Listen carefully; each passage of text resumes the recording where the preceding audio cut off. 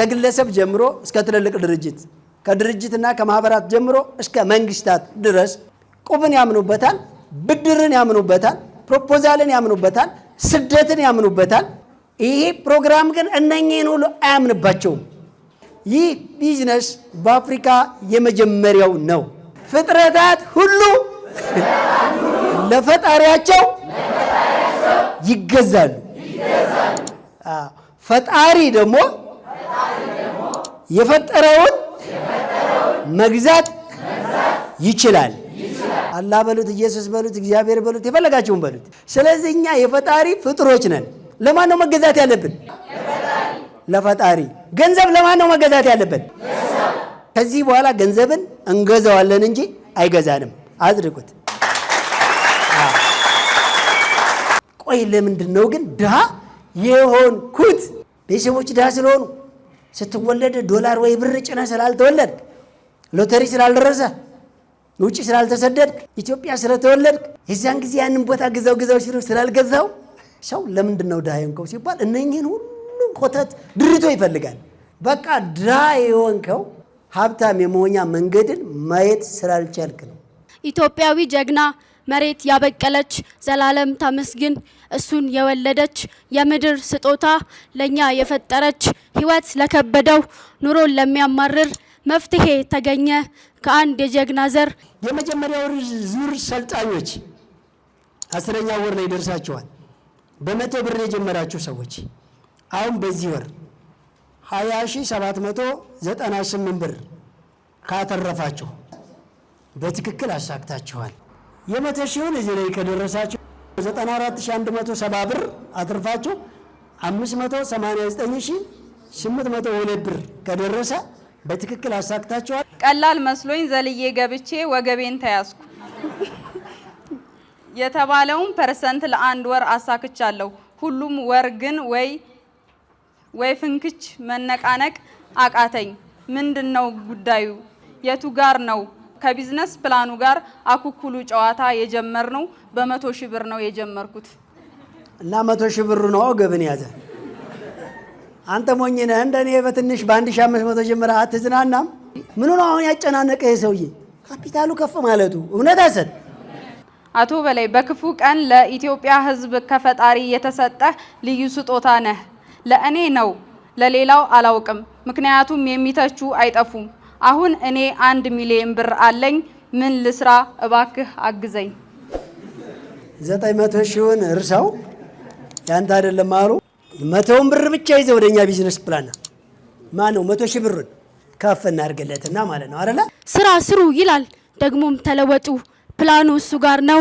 የሀብት አመጣጡ አጓጉል ባህሪን አጥብቆ ያወግዛል ለሰው ልጅ መለወጥ እድሉን ይፈጥራል ይቆጡኝም እንደው ይመክሩኝም እንደው እስኪ ልንገሮ ያለምጣም በላይነህ በየሰደብኩ ይላል የሚሊዮነሮች መንገድ ልዩ የቴሌቪዥን ፕሮግራም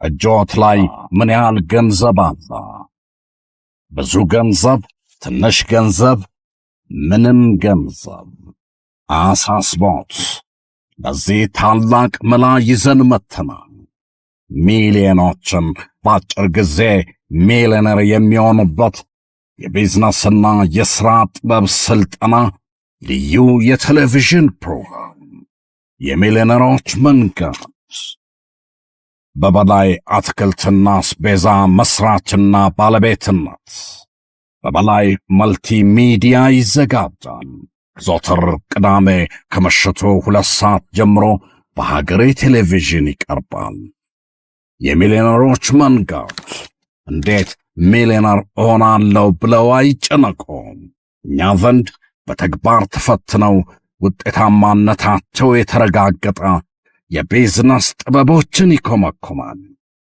ይሰለጥናሉ ይማራሉ ቢዝነስን ይጀምራሉ ስኬታማ ይሆናሉ የሚሊዮነሮች መንገድ ሰርቶ መለወጥ ይቻላል ተችሏልም የሚሊዮነሮች መንገድ እጅ ለእጅ ተያይዘን እንተጋለን ታዳስ በተፈጥሮ የተፈጥሮ የጸጋ በረከት የሆነችን ኢትዮጵያን በአእምሮው ልዕልና ሀገር ለማድረስ እየተጋ በግለሰብ ደረጃ ይበል የሚያስብል ስራ እየሰራ የሚገኝ ድንቅ ስራ የሚሊዮነሮች መንገድ። አዎ የሚሊዮነሮቹ መንገድ በሳምንት ሁሌም በስራ ተሰማርታችሁ ለቀጣይ ሳምንት ደግሞ አዲስ እቅድ፣ አዲስ ሞራል የምንጀምርበት የቢዝነስ ፕላን ስልጠና እነሆ በይፋ ተጀመረ። የሚሊዮነሮች መንገድ የተጻፈ የረቀቀ የተነበበ ሳይሆን የተኖረበትን የህይወት ልዕልና ለወደፊት ለትውልዱ ለራሱና እያስተማረ እያሻገረ ያለ ድንቅ ፕሮግራም። አዎ የሚሊዮነሮች መንገድ። እስኪ አንዴ ሁላችሁም አንድ እጃችሁን አውጡልኝ። እስኪ ለማጨብጨብ እንሞክር፣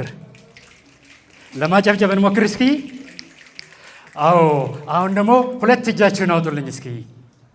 እስኪ ለማጨብጨብ እንሞክር። አዎ ይህ ጀግናው አቶ በላይ ሞርዴ የቢዝነስ የተግባር ስልጠና የሚሰጥበት ፕሮግራም ነው። ይህን ፕሮግራም በተስፋ እንድትከታተሉ እንጋብዛለን። ሰብአዊነትን ከስራ ፈጣሪነት ጋር አጣምሮ ጀግናው በላይ ሞርዴ ለኢትዮጵያዊነት ትልቅ የቆመ ለአፍሪካ የመጀመሪያው በግለሰብ ደረጃ እንዲህ አይነት ድንቅ ይበል የሚያሰኝ ፕሮግራም ጀግናው በላይ ሞርዴ ወደ መድረክ አንድ ጊዜ ጀግናው በላይ ሞርዴ ነው ቁጥሩ። አዎ ያንሳል፣ በላይ ያንሳል ለበላይ ዓለም ይሄንን ይማርበት ብለን ጀግናው በላይ ሞርዴ ጊዜውን እውቀቱንና ጉልበቱን እየሰጠ የሚገኝ ድንቅ ሰው። አንድ ጊዜ ታዲያስ እንዴት አደራችሁ?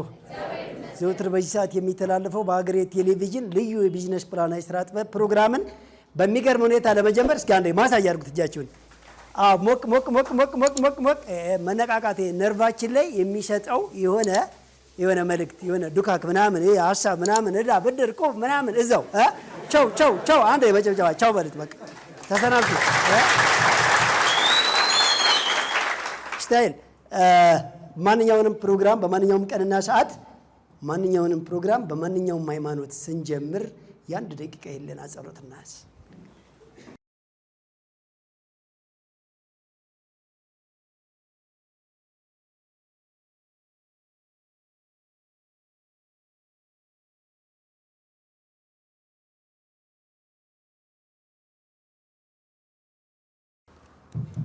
እሺ፣ አረፍ በሉ። ዛሬ ልዩ ፕሮግራም እንዳለ የነቃችሁ ይመስላል። ዛሬ በጣም ልዩ ፕሮግራም ነው የምናወራው። አንድ የሶስተኛ ዙር ሰልጣኞች በቅርብ ጊዜ ምዝገባ ተጀምሯል። ወደ ስራ ለመግባት ሁሉም ማሰብሰፋው የሚጠብቁበት ነው። ሌላ የሁለተኛ ዙር ፕሮግራም ሁለተኛውን ወር ማሳካት ላይ ነው ያሉት። ሌላ አንደኛ ዙር የመጀመሪያዎቹ የ11ኛውን ወር የቢዝነስ ፕላናቸውን የሚያውቁበት የ10ኛውን ወር ደግሞ ያሳኩበት ነው። ስለዚህ የመጀመሪያ ዙሮች ኦልሬዲ ወደ አመት እየተጠጉ ነው ያሉት። አመት ላይ ሲደርሱ ስንት ያደርሱ ይሆን? ስንት ሰው አሳክቶ ይሆን? ሌላው በዚህ ቢዝነስ ፕላን አጠቃላይ 100% አረጋግጬ የምነግራቸው ይህ ቢዝነስ በአፍሪካ የመጀመሪያው ነው። ይህ ቢዝነስ በአፍሪካ የመጀመሪያው ነው። ስለዚህ በአፍሪካ የመጀመሪያው እኛ ኢትዮጵያኖች ስለሆንን እንኳን ደስ አላችሁ። ለምን እንደዚህ እንዳልኩ ደግሞ ልንገራችሁ። እንደምታውቁት ከግለሰብ ጀምሮ እስከ ትልልቅ ድርጅት፣ ከድርጅትና ከማህበራት ጀምሮ እስከ መንግስታት ድረስ ቁብን ያምኑበታል፣ ብድርን ያምኑበታል፣ ፕሮፖዛልን ያምኑበታል፣ ስደትን ያምኑበታል። ግልጽ ነው አይደለ? ይሄ ፕሮግራም ግን እነኚህን ሁሉ አያምንባቸውም። ይህ ፕሮግራም እነኚህን ሁሉ አያምንባቸውም። የሚያምንባቸው ያለ ብድር፣ ያለ ስደት፣ ያለ ፕሮፖዛልና ቢዝነስ ፕላንን ለይታችሁ እንድታውቁ ነው።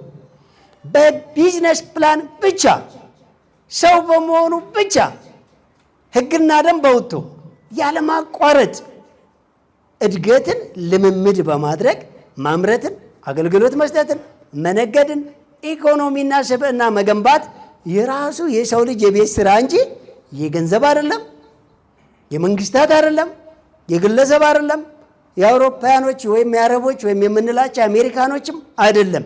ጭራሹን ሰው መሆናችን ብቻ ራሳችንን ችለን መዋቅር ነን እንጂ የማንም ጥገኛ እንድንሆን የፈጠረን አንድም አይነት ያመጣጥ ጥናታዊ የሚሆን ትንቢታዊ የለም። እርግጠኛ ሆኜ ስነግራችሁ ማለት ነው። ሌላው በእርግጠኝነት በዚህ ቢዝነስ ፕላን ውስጥ ሙሉ ፕሮግራሙን አዳምጦ ኤምቲ ብሎ ተመዝግቦ ኤቲ ብሎ አቴንዳንስ እየሞላ በየወር የደረሰበትን እያሳወቀ ኢንፎርሜሽን ለእኛ ልኮ የተከለከለውንና አድርግ የተባለውን አክብሮ የጊዜና የኢኮኖሚ አጠቃቀምን ጥንቅቅ አድርጎ የለየ ያለምንም ጥርጥር እጁ ላይ ባለው 100 ብር ብቻ ከፈለገም በ50 በ100 በ100 ሺህ በ10 ሺህ ይሁን በ1 ሺህ ይሁን በ100 ብር ብቻ ግን በ2 ዓመት ሚሊዮነር ይሆናል። ከ5 ዓመት በኋላ ቢሰራም ባይሰራም በየወር ሚሊየንስ ገንዘቦች ወደ ካዝናው ማስገባት ይችላል። ይህ ቢዝነስ ፕላን አራቱንም ቢዝነስን የሚመታቸውን አደገኛ ነገሮች የመከላከል አቅም አለው። 1 የሰው ሰራሽ አደጋን፣ 2 የተፈጥሮ አደጋን፣ 3 ከፍተኛ ትርፍ ቢዝነስን የማጥቃት ከፍተኛ ቫይረስ ልቀት ስላለው እሱን የመከላከል ዝቅተኛ ገቢንም ኮንትሮል አድርጎ እሱ በሚፈልገው ልክ ብቻ የማስከዳ አቅም ያለው ልዩ ቢዝነስ ፕላን ነው እየሰለጠናችሁ ያለችው። ለዚህም ይህ ቢዝነስ ፕላን እርግጠኛ ለመሆኑ ብዙ ጊዜ አትቆዩም። በ1 ወር ማረጋገጥ ይቻላል። በ1 ቀንም ማረጋገጥ ይቻላል። በ1 ዓመትም ብዙ ለውጥ እያመጣን ነው። በ2 ዓመት ደግሞ ዓለም አንገቷን አዘንብላ ለእኛ ጆሮዋን ትሰጣለች፣ አይኗንም ማፍጣ ትመለከታለች። ለምን ካላችሁኝ እድሜ ልክ ስንጠብቀው የነበረው ብድር ወይም ድጎማ ወይም ድጋፍ ከንቱ እንደሆነና የምር የሰው ልጅ ያለማንም ድጋፍ በራሱ ጊዜ ብቻ ራሱን የተስተካከለ ህይወት ላይ ማኖር የሚችል ረቂቅና ልዩ ፍጥር እንደሆነ የምናሳይበት ስለሆነ ይሄ በአፍሪካ ልዩ ያደርገዋል ያደርገው።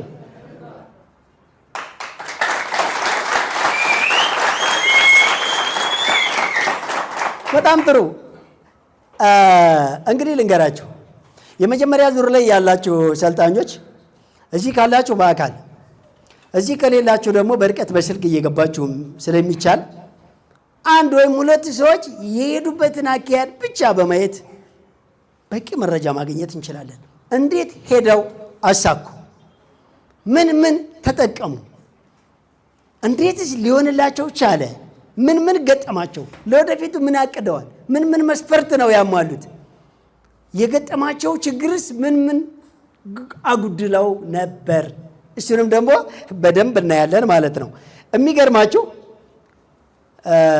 ይህን ቃል ብዙ ጊዜ እለዋለሁ። እስኪ በደንብ አንድ ጋር በጋራ እንበለው። ፍጥረታት ሁሉ በሉ። አይሰማም? አይሰማም። ለፈጣሪ እንዲሰማ ነው። ፍጥረታት ሁሉ ለፈጣሪያቸው ይገዛሉ። ፈጣሪ ደግሞ የፈጠረውን መግዛት ይችላል። በጣም ጥሩ። እናንተን ማን ነው የፈጠራችሁ?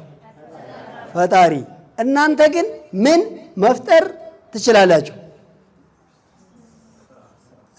ስራ ኦር ገንዘብ። ስለዚህ እኛ የፈጣሪ ፍጡራን ነን አይደለ? አላህ በሉት፣ ኢየሱስ በሉት፣ እግዚአብሔር በሉት፣ የፈለጋችሁን በሉት። መጀመሪያ እኛ መቼም በሆነ ነገር ኬሚስት ተደርገ መጣዋለሁ ካልክ አንተ ሰው አይደለም፣ ከሰብአዊነት ውጪ ነህ። በድፍረት ማወራቸው ነገር ቢኖር። ስለዚህ እኛ የፈጣሪ ፍጡሮች ነን። ለማን ነው መገዛት ያለብን? ንገሩኝ። ለማ ለፈጣሪ። ገንዘብ ለማን ነው መገዛት ያለበት? ለማ? አረ አይሰማም። ገንዘብ ለኛ ለሰው መገዛት አለበት የለበትም? ከዚህ በኋላ ገንዘብን እንገዛዋለን እንጂ አይገዛንም። አድርጉት።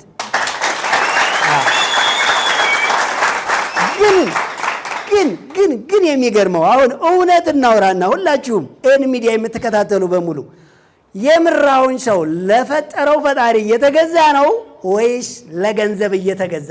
አሁን እየኖርን ያለ ነው ለገንዘብ እየተገዛ። የፈጠረው ፈጣሪውን ትቶ አይሻው ከንቱ እንደ ሰው ከንቱ ሞኛለ። በተለይ እንደኛ እንደ አፍሪካውያኖች እኮ የለየለት እኮ የለም። አያችሁ የፈጠረውን ፈጣሪን ትቶ ለፈጣሪው መገዛት ሲችል ራሱ ለፈጠረው መፍጠር ለሚችለው ለገንዘብ ምን ማድረግ ጀመር? መገዛት ጀመር። አሁን ለገንዘብ እየተገዛ ነው አይደለም? ጥሩ ሻው ሉዓላዊት የሆነች በመወለድም በዜግነትም ያገኛትን ሀገር ትቶ የሚሄደው አሁን ለምንድን ነው? ለፈጣሪ ወይስ ለገንዘብ? ለገንዘብ። አሁን ወንድሙ እየገደለ ያለው ለፈጣሪ ብሎ ወይስ ለገንዘብ? አሁን የፖለቲካ ሽኩቻ፣ የድንበር ሽኩቻ፣ የንግድ ሽኩቻ፣ የሐሰተኛ ሰነድ፣ የኔ ልቅደም ጭቅጭቁ፣ መታገቱ፣ መገዳደሉ፣ መራበሹ፣ መሰራረቁ፣ ሃንጉ የምር ለፈጣሪ ወይስ ለገንዘብ? ልብ አድርጉ። ስለዚህ የሰው ልጅ ለፈጠረው ፈጣሪ ሳይሆን አሁን እየተገዛ ያለው እሱ መፍጠር ለሚችለው ገንዘብ ነው። አያችሁት? በፍጹም እባካችሁ ይሄ በዚህ በሚሊዮነሮች መንገድ ፕሮግራም በዚህ በበላይ መልቲ ሚዲያ እየተዘጋጀ በሀገሬ ቴሌቪዥን ለሚቀርበው በዚህ አንደኛው ክፍለ ዘመን በወለደን በአሁኑ በጨካኙና እንደዛ አይነት ነገር ይፈጠራል ተብሎ ባልታሰበበት ሰዓት ይህን ነገር ግን በሚገርም ሁኔታ መጠን ወልደነዋል። ነገር ግን የሚያድገው በጋራ ከእናንተ ጋር ነው።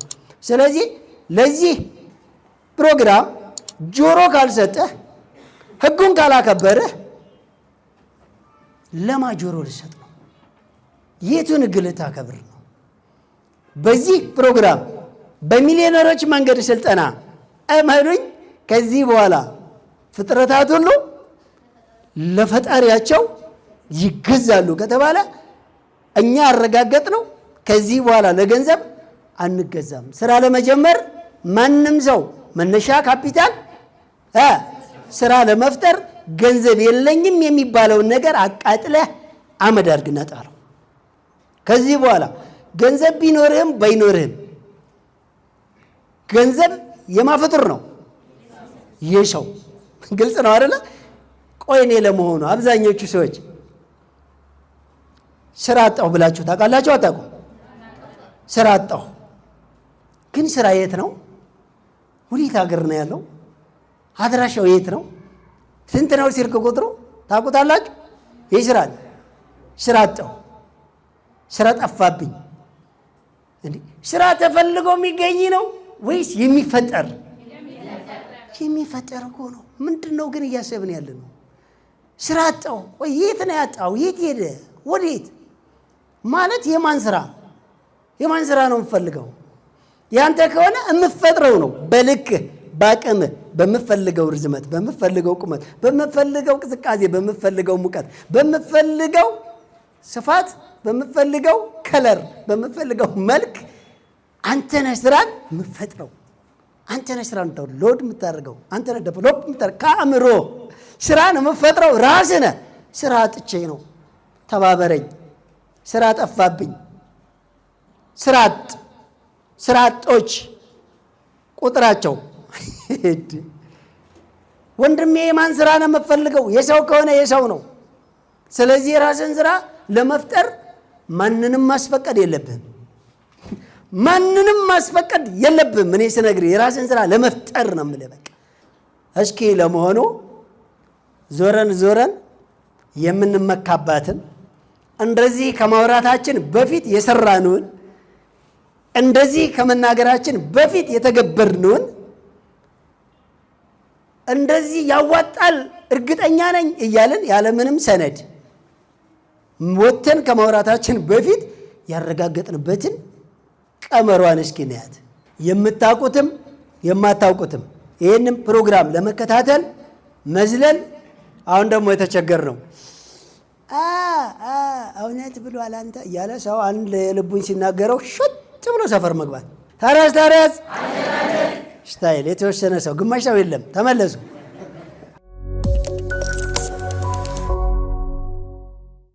ሁሉ በእጄ ሁሉ በደጄ እንዲሉ ወደ በላይ አትክልትና አስቤዛ ማዕከል ይምጡ። የእርሻና የፋብሪካ ምርቶችን በተመጣጣኝ ዋጋ አይነታቸው ከ600 በላይ የሚሆኑ የተፈጥሮና የፋብሪካ ምርቶችን በአንድ ቦታ ላይ እናንበሸብሾታለን። አድራሻችን ካራ ኮተቤ መድኃኔዓለም መግቢያ ላይ ከዋናው አስፋልት 60 ሜትር ገባ ብሎ ወደ ኮተቤ ገብርኤል መግቢያ ከዋናው አስፋልት በአዲሱ አስፋልት 80 ሜትር ገባ ብሎ ወሰን ጤና ጣቢያ መግቢያ ላይ ከዋናው አስፋልት 30 ሜትር በኮብልስቶኑ ገባ ብሎ እንዲሁም ፊጋ መስቀለኛ የመገናኛ ታክሲ መያዣ ጋር በተንጣለለው ግዙፉ የንግድ ማዕከላችን የእርሻና የፋብሪካ ምርቶችን በተመጣጣኝ ዋጋና በአንድ ቦታ አቅርበንሎታል። በላይ አትክልትና አስቤዛ የጓዳው ቤዛ።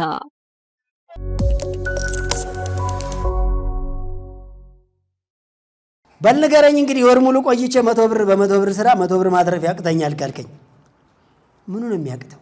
ምን ልብላ፣ ምን ልጠጣ፣ የቤት ኪራይ ምን ልክፈል፣ ግብር ምን ልክፈል? እንዴት ነው ነገሩ?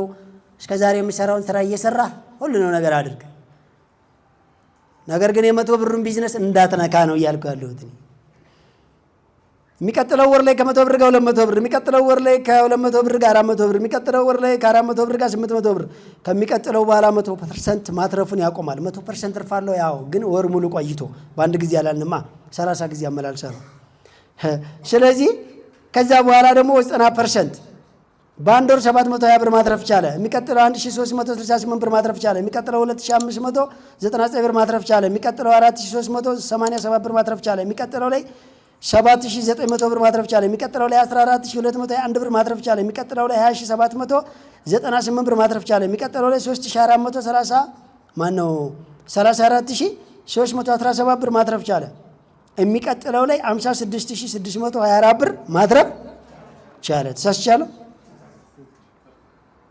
አመቱ መጨረሻ ላይ ስንት ደረሰ? የአንድ ወር ቦነሱ ህይወት ልምምድ ነው። ምን ለዚህ ነው ወንድሜ፣ አመቱ መጨረሻ ላይ አንድ አመት 12ኛው ወር ላይ በአንድ ወር ብቻ 56624 ብር ማትረፍ ቻለ። ጥሩ። ታዲያ በ100 ብር የጀመርነው ቢዝነስ በአንድ አመት 143737 ብር መድረሱ ጉድና አጃይብ የሚያስብል ቢሆንም ግሩም ነው። በጣም ጥሩ ነው። በርቱ። ነገር ግን 4 ሚሊዮን በ2 አመት አይሞላም። ለምን ስትለኝ አቶ በላይ ቆይ አወቅሽ ሲሏት አዳምጠኝ የሚሉ አሉ። ሲሏቸው በአንድ አመቱ 143737 ብር ከደረሰ በ2 አመቱ የማጠፍ እኮ ነው 300 ሺህም አይሞላም የሚሉ አሉ። እንደዛ አይደለም። ቢዝነስ ፕላኑ የሚገባ እሺ እያልክ ስትከተል ብቻ ነው። በ2 አመቱ 4 ሚሊዮን 300 ምናምን ሺህ ብር ይመጣል። የትኛው መነሻ? 2 አመት ማን ነው? 1 አመት ከ11ኛው ወር ላይ በአንድ ወር ብቻ ከ500 ሺህ በላይ ታተርፋለህ። በአንድ ወር እኮ ነው። በ2 አመት ጊዜ ቆይታ የቢዝነስ ልምምድ እኮ ነው። ደግሞ የሰው ገንዘብ የሚያግቱ የተደራጁ ሌቦች፣ ሐሰተኛ ሰነድ የሚያዘጋጁ፣ የሙት መሬት የሚገፉ፣ ታሪክ የሚያጣምሙ ዘራፊዎች፣ ሆዳም ስግብግቦች ደግሞ አገሩን አጥለቀለቁት። ይሄን ተውትና በራስ ገንዘብ ራሱ መፈንጠዝ አይቻልም። እንደ ሀገር ሁሉም ሰው ሀብታም መሆን አለበት የለበትም? እኔም ማምነው እንደዛ ነው። እሺ ሰው ማለት በርገር ጋብዘው አምባሻ ነበር የምፈልገው ብሎ የሚያማ ነው። ሰው ማለት ቁርስ በልቶ ምሳ በልቶ እራት በልቶ በማግስቱ ሌላ እንደገና ልብስ፣ ንጽህና መጠበቂያ በጣም ብዙ ነገር ያስፈልገዋል እኮ። እስከ መጨረስ ነው በአንተ ቁጥጥር ስር ሆኖ። እኛ ተውትና ይሄ በነፃነት ይንቀሳቀሳል ብለን ያሰብነው ትውልድ ተውትና በሙሉ በኢትዮጵያ ማረሚያ ቤቶች ያሉ ታራሚዎች የርምት ጊዜያቸውን ጨርሰው እስከሚወጡ የተለያዩ የከተማ ግብርናና እስከዛሬ ካሉት የተለየ ማኑፋክቸሪንግ ኢንዱስትሪ አዘጋጅተን ሁሉም እዛ ውስጥ ስራ እየሰሩ ባለሀብት ሆነው እንዲወጡ፣ የሀገር ግብር ከፋይ እንዲሆኑ፣ ኢንቨስትመንት ውስጥ እንዲካተቱ ትልቅ ስራ እየሰራ ነው። በቅርብ ጊዜ ደግሞ ተግባራዊ ውስጥ እናስገባዋለን።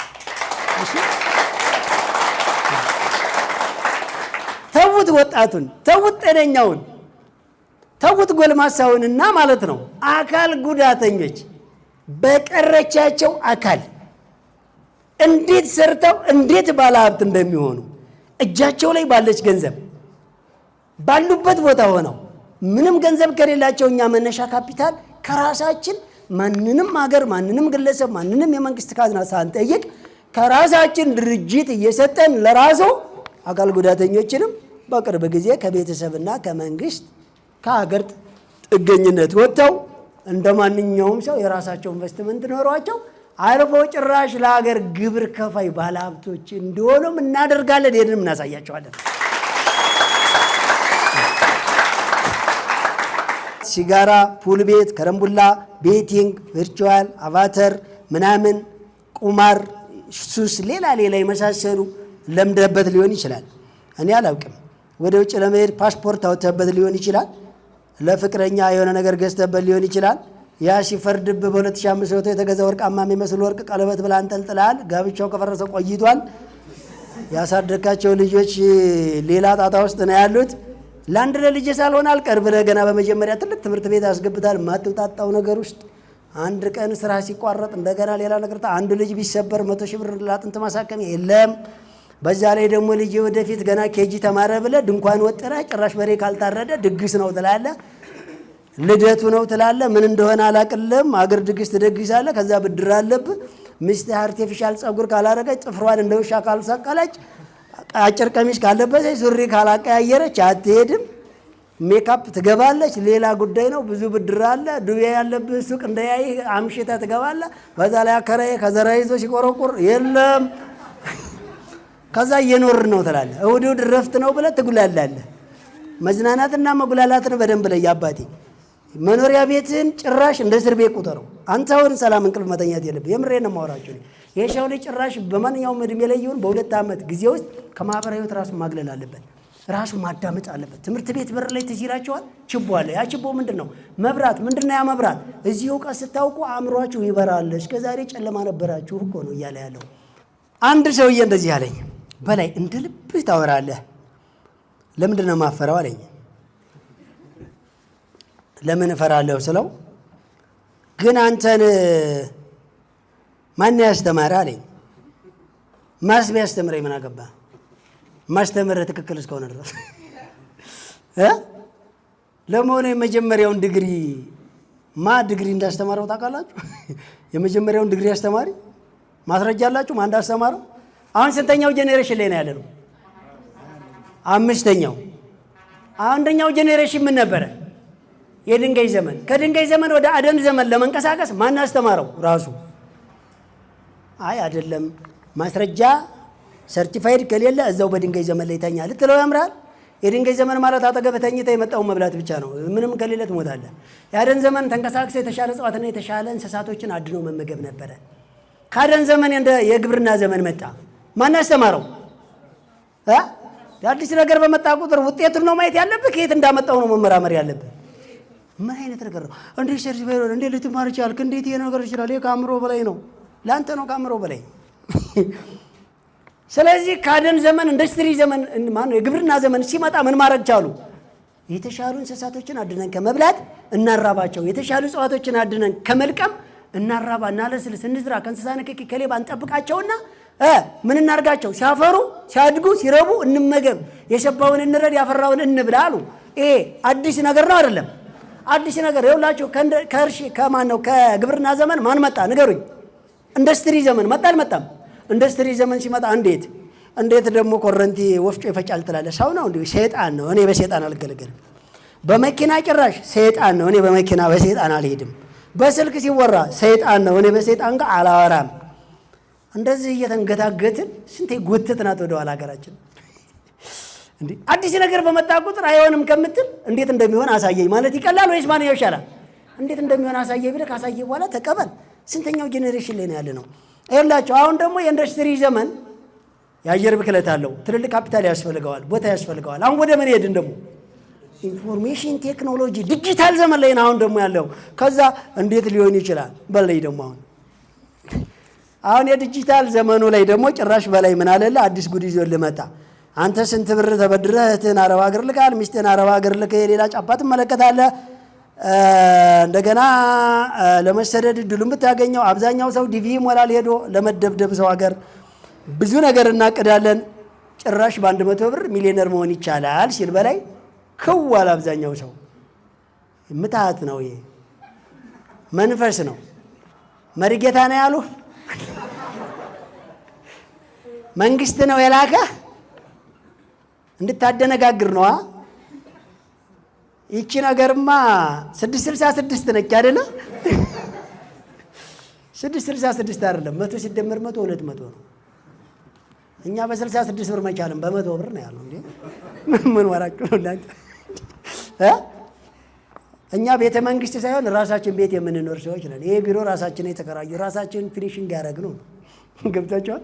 ሀገሬ ቴሌቪዥን የመንግስት ነው የግል ፒኤልሲ ነው? የግል ቴሌቪዥን የአየር ሰዓት በራሳችን በሚሊዮን ሳውተን ገዝተን ነው ይህም ፕሮግራም እናስተላልፍላችሁ። ሰው ለማንኛውም 500 ብር ደግሞ እስኪ ኃይለ በአንድ ደቂቃ ላምብላችሁ። በ500 ብር ጀመርን፣ 450 ብር ብቻ ተረፍን። ሰው አንድ ጋር ሲደመር 950 ብር ሆነ። በዛ ጀመርን። ሁለተኛው ወር ላይ 855 ብር መጣ። ሶስተኛው ወር ላይ 1624 ብር መጣ። ቀጠለ 2000 በአንድ ወር ብቻ ትርፉን ነው ማውራችሁ። ትርፉን ብቻ ቀጠለ 2571 ብር 4500 ብር 7875 ብር 11026 ብር 17641 ብር 28226 ብር 49113 ብር 71214 ብር በአንድ ዓመት በ500 ብር የተጀመረ ቢዝነስ 12ኛ ወር ላይ በአንድ ወር ብቻ ትርፉ በአንድ ጊዜ ስንት መጣ? 71214 ብር መጣ። እንዳጠቃላይ ካፒታሉ ሲደመር ስንት መጣ? 229468 ብር ደረሰ። እሺ ታዲያ 4 ሚሊዮን ሞላ? እሺ 4 ሚሊዮን በሁለት ዓመት ካልክ አሁን ቢያንስ 2 ሚሊዮን መሙላት የለበትም ለምትሉኝ የቢዝነስ ፕላኑን አካሄድ እስከሚገባችሁ ረጋ በሉ። አሁን ገና ነው፣ ግን በሁለት ዓመት 4 ሚሊዮን ያልፋል ባጭሩ በዚህ አካሄድ። ለማንኛውም ወር 12ኛው ወር ላይ 71214 ብር በአንድ ወር ታተርፋላችሁ። ካፒታላችሁም አጠቃላይ 229468 ብር ይደርሳል። ታዲያ እኮ ሰዎች ተውትና በ500 ብር የተጀመረ ቢዝነስ ሁለተኛ ዓመቱ ላይ ግን በአንድ ወር እስከ 600 ሺህ ታተርፋለህ። እንዴት? አንተ ነው ያልከው። የቤት ኪራይ የለም፣ ምግብ የለም፣ አየር ልበላ ነው፣ ግብር የለም መቼም። እንዴት ነው እንዲሁ ጭራሽ እኮ እንደ ፈሰሰሰሰሰ ቆረቀው ለምድረስ ቀመሩን ተከተለው ይገባል። ሌላ ላውራ። አሁንም 1000 ብር እስኪ እናውራ። አረ እንዲሁ ትንሽ ይሄ ሰውዬ አሁን ሊያሳምነኝ ነው ማለትም በ10 ሺህ ቢያንስ ካለ እስማማለሁ። 1000 ምናምን የሚያወራው ነገር አሁንም አልገባኝ ለምትሉ ደግሞ በ1000 የምትጀምሩ ሰዎች የመጀመሪያ ወር ላይ እኮ የምታተርፉት አትጨናነቁ። 75% እኮ ነው። 750 ብር እኮ ነው የምታተርፉት የመጀመሪያ ወር ላይ። ወር ሙሉ ቆይታችሁ 750 ብር ኤንድ ካፒታሉ ቁብ አትግባ ያልኩህ 750 ብር ለቁብ ሰጥተህ አሁንም በ1000 እንዳትጀምር ነው ተመልሰ። በ1000 ከጀመርህ አሁንም የምታተርፈው ስንት ነው? 750 ብር። ሁለተኛ ወር ላይ ስንት ይሆናል? 750። 12ኛ ወር ላይ 750። 5ኛ ወር ላይ 24ኛው ወር ላይ 750 እንዳተረፍክ ነው የምትቀረው። ለምን? ትርፉን ቁብ ነው የምጥለው። ቁብ ሲወጣልህ ሶፋ ነው አይገዛው። አንተዋወቅም እንዴ? እንዴት አድርገህ ነው አያድግም ትላለህ? ቁብን እኮ ነው ሰውን ሰው ያደረገው እንዴ። ከ3 ሚሊዮን ነጋዴ እዚህ 18000 ወይም 15000 ሰው ሚሊዮነር ሆኗልና ሌላውን ይልጥለው ነው እንዴ? የቁብን ዕዳ ልንገራችሁ። ቁብ እኮ ዋናው ነገር መጀመሪያ ከወጣልህ ቆንጆ ነው። ዘልዛላ ካልሆንክና ከሰራበት ላወቀበት ሰው የምትሉ ሰዎች መጀመሪያም የሰው ብር ነው፣ በኋላም የራስህ ብር ነው። ከስሮ ነው የመጣው። በኋላ ሲመጣ ቆይቶ ከስሯል። ሱቅ ሲራቆት ኖሮ ባዶ ኪራይ ስከፍል ሞራል ተጎድቶ ገንዘብህ ገሽቦ የየፍንጥር የየዳኛ የየምናምን የሰብሳቢ ዋስትና ጎሎ ይመጣልሃል። ሲመጣም ስራ አሰራበትም። ምን ሱቅህም ደቋል፣ ተስፋም ቆርጠሃል፣ ዘርፍ ቀይረሃል። የሚገርመው እኮ ቆንጆ ጫማ የሸጠላችሁ ነጋዴ ድጋሚ ስትሄዱ ፀጉር ቤት ይላል።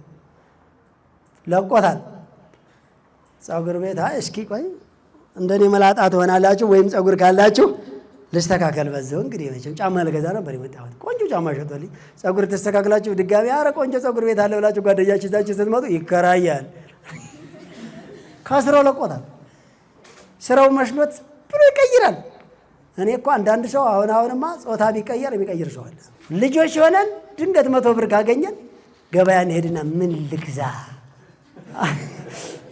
እንላለን። በቃ ትልቅ ነው። አየህ ቁብ ሲወጣልህ እንደዛ ነው የምትለው። ይሄ ቁብ ይወጣልህ ሰው እንዲህ ይላል። ምን ልግዛ? ሄሎ አቤት፣ የሆነ መኪና አለ። ታው እንጂ አንዱ ይደውላል። የሆነ ቦታ አለ ብገዛው ማለት ነው። ሌላ ቁብ ካለች ጨምር አድርገህ ከውጭ አስልክና ሌላ ይደውል። እቅድ የለህም እኮ እቅድ የለም። ድንገት ቁብ እንዲህ ሲወጣ እንኳ ግራ ገብቶሃል እኮ። በዛ ላይ ሚስትህ ጽፋ ጠብቃለች ማታ። ቆይ እንከባበር። ቴሌቪዥናችን የድሮዋ ነች፣ ትንሽ ነች። ሰው እየሳቀብን ነው። ትልቁ ይገዛል። ሶፋችን እንደምታየው ነው፣ ውልጭምጭም ያለ ካርቶን። ይሄ የማይረባ ነገር ገዝታ ይሄ መወገድ ያለበት የድሪቶ እስከ መቼ ድረስ ነው? ሌላ ከዚህ በኋላ ልጄ ቆንጆ ትምህርት ቤት ሊገባ ይገባል። ዛሬ ፏ ልታደርገኝ ይገባኛል። እናቴ ጋር ሂጅ አላውቅም። ስንት ጊዜ መሄድ አለብን። ደግሞ ኬክ ጋግሬ ነው የምሄደው። ነግሬያለሁ። ሱቅህን ባዶ ያቆየ ብር እኮ በስንት ጊዜው ሲመጣ ነው ከሰማይ ወረደ በረዶ መስሎ እንዲመጋር። በእንደዚህ አይነት ህይወት ነው እየኖር ያለው። ይኸውልህ እንደ በላይ አትክልትና አስቤዛ ቁጥር በልና 5 ዓመት ከሱቅ አልወጣም በል። ተው መኖሪያ ቤቱን ሸምቅ። መንን ስራ ቦታ ነው መመነን ያለብህ። ከዛስ የማይቋረጥ ገቢ ሚሊየን ሰው ካዝና በየወር ሲገባ አሁን ፈለክበት ቦታ እርግጥ። ስፈልግ ህዝብ አገልግል፣ ስፈልግ ሃይማኖት አገልጋይ፣ ስፈልግ ፖለቲከኛውን፣ ስፈልግ እርፍ ብለህ ተኛ። ትችላለህ? አይችልም? ማንኛው ይሻላል እንዴ? የጊዜና የገንዘብ ነፃነት የሚኖረው መጀመሪያ ድርጅት ሲገነባ ነው። ገብቷቸዋል? ስለማንኛውም ግን በዚህ አይነት ሁኔታ ወደ 1000 ብር ስንሄድ በየጊዜው 750 ብር ብቻ እንዳያተርፍ። የመጀመሪያው 750 ብር ከዛ መጥፋት የለበትም። አንድ ጋር ይደመራል። ጋይስ ከውጭ ቀሪ ነው ይሄ ብር መገኘት አለበት ያል ነው። ለማንኛውም ሁለተኛ ወር ላይ 1312 ብር ያተርፋል። የሚቀጥለው ላይ 2296 ብር፣ የሚቀጥለው ላይ 3483 ብር፣ የሚቀጥለው ላይ 5747 ብር፣ የሚቀጥለው ወር ላይ 9483 ብር፣ የሚቀጥለው ላይ 12037 ብር፣ 18055 ብር፣ 27083 ብር፣ 34024 ብር ማነው 124 ብር። ምን ማለት ነው ይሄ? እንደ ቁጥር ቀላል ነው እንዲህ ስኬት? አዎ ቀላል ነው። ለምን? ልምምድ። ይቻላል አይቻልም? የተወለድክ ዕለት በእግርህ ትሮጥ ነበር? አትሮጥ። መገላበጥ ራሱ እናትህ ነበረች የምታግዝህ። ቀስ ያልክና ተለማምደህ መገላበጥ ቻልክ። ቀስ ብለህ መሳብ ቻልክ። ቀስ ብለህ መዳህ ቻልክ። ቀስ ብለህ መቆም ቻልክ። ቀስ ብለህ መራመድ ቻልክ። ቀስ ብለህ ሌላ ሰው መደገፍ ቻልክ። አልቻልክም? ኢኮኖሚም እንደዚያው ነው ናቸው። ተፈጥሮ ራሱ እኮ እያስተማረችን ነው ያለችው። ለሕፃን ልጅ ወተት አጥንት አይሰጥም ወተት እንጂ፣ ሚጥሚጣ አይሰጥም ሽሮ እንጂ። ስለዚህ ይህንን እኮ ማገናዘብ ነው። ኢኮኖሚም እንደዛ ነው ሲጀመር። በቃ አይናችንን መንቀል የለብንም ከላው ላይ ለመዝናኛ ለምናምን ለቁብ መነካት የለበትም ነው የምልህ። ገብቶሃል? ስለዚህ በ1000 ብር የተጀመረው 12ኛው ወር ላይ በአንድ ወር ብቻ ስንት ማትረፍ ቻልክ? 12ኛው ወር ላይ 68808 ብር። ምን ማለት ነው? የአንድ ወር ትርፍህ ነው በ1000 ብር የተጀመርኩ። ይኸውላችሁ እዚህ ጋር ትመጡና አሁን ወደ 5000 ብር መጣን። እሺ ቢያንስ በሺ ከተቆጠረ ይሻላል። ኤርገንዶ ጫማም ሊገዛ ይችላል ወይ ካስኮ ሳልባጅ ሊገዛ ይችላል። አሁን ትንሽ ሊያሳምነኝ ነው ሰውዬ። በ5000 ብር ጀመርና የመጀመሪያ ወር 3250 ብር ብቻ ነው የምናደርበው ወር ሙሉ ቆይተን። ይሄ ደግሞ ቢያንስ በቀን 1-2 ሰዓት 1-3 ሰዓት ጊዜ ትሰጡታላችሁ። ታዲያ ምን ችግር አለ? ጃምቦ ከመጨበጥ፣ ጫት ከማላመጥ፣ ሲጋራ ከመጫስ፣ ጨሶ ከመጨስ፣ ቁማር ቤት ከመዋል፣ ሄዶ ከመጣላት፣ ቲክቶክ ላይ ከመጣድ፣ ወሬ ከማመላለስ አይሻለንም? ምን ችግር አለ? ከስራ ወቅታችን ከእንቅልፋችን ቀነስ፣ ከማህበራዊ ህይወታችን ቀነስ፣ ከረፍታችን ቀነስ አድርገን 3 ሰዓት ፎሎ ብናደርጋ ቢዝነሳችንን ቢያንስ እኮ በደረ ሙሉ ጊዜም መስጠት ይቻላል በነገራችን ላይ። እሺ ለማንኛውም 3250 ብር መጀመሪያው ላይ፣ የሚቀጥለው ላይ 5362 ብር፣ የሚቀጥለው ላይ 8848 ብር፣ የሚቀጥለው ወር ላይ ማለትም አራተኛው ወር ላይ 10170 ብር፣ አምስተኛው ወር ላይ 14655 ብር። ስንተኛው ወር ላይ ነበር? ስድስተኛው ወር እሺ 21250 ብር። ሰባተኛው ወር 23965 ብር። ስምንተኛው ወር ላይ 32353 ብር። ዘጠነኛው ወር ላይ 43677 ብር። አስረኛው ወር ላይ 50540 ብር። 11ኛው ወር ላይ 65702 ብር። 12ኛው ወር ላይ 85413 ብር። በስንት ነው የጀመርነው? በ5000። አንድ ዓመት ላይ ሲደርስ በአንድ ወር ማትረፍ የቻልነው 85100 ማነው 85413 ብር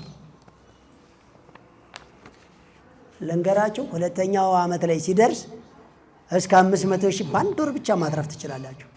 ከ5 ዓመት በኋላ በትንሹ ከ1 ሚሊዮን እስከ 10 ሚሊዮን ብትሰሩም ባትሰሩም በየወር ወደ ካዝናችሁ ገንዘብ ያስገባል። ብትኖሩም ባትኖሩም ነው የምላችሁ። የቢዝነስ ልምምድ፣ የሊደርሺፕ ኳሊቲ ከስር ያስቀመጣችኋቸው ሰዎች ሁሉ አሉ ማለት ነው።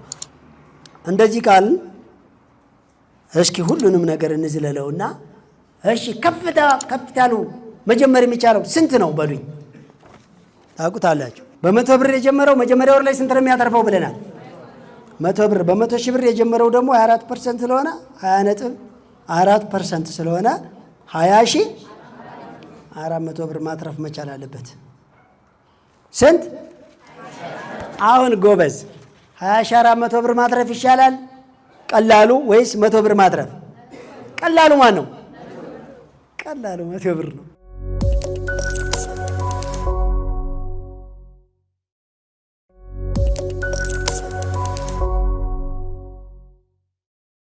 አንደኛው ዓመት ላይ እንግዲህ ልክ 12ኛው ወር ላይ በ100,000 የጀመሩ መጀመሪያ ወር ላይ 20.4% የማለት 20,400 ብር ነው የሚያተርፉት። ነገር ግን እያጠፋ አይሄድም።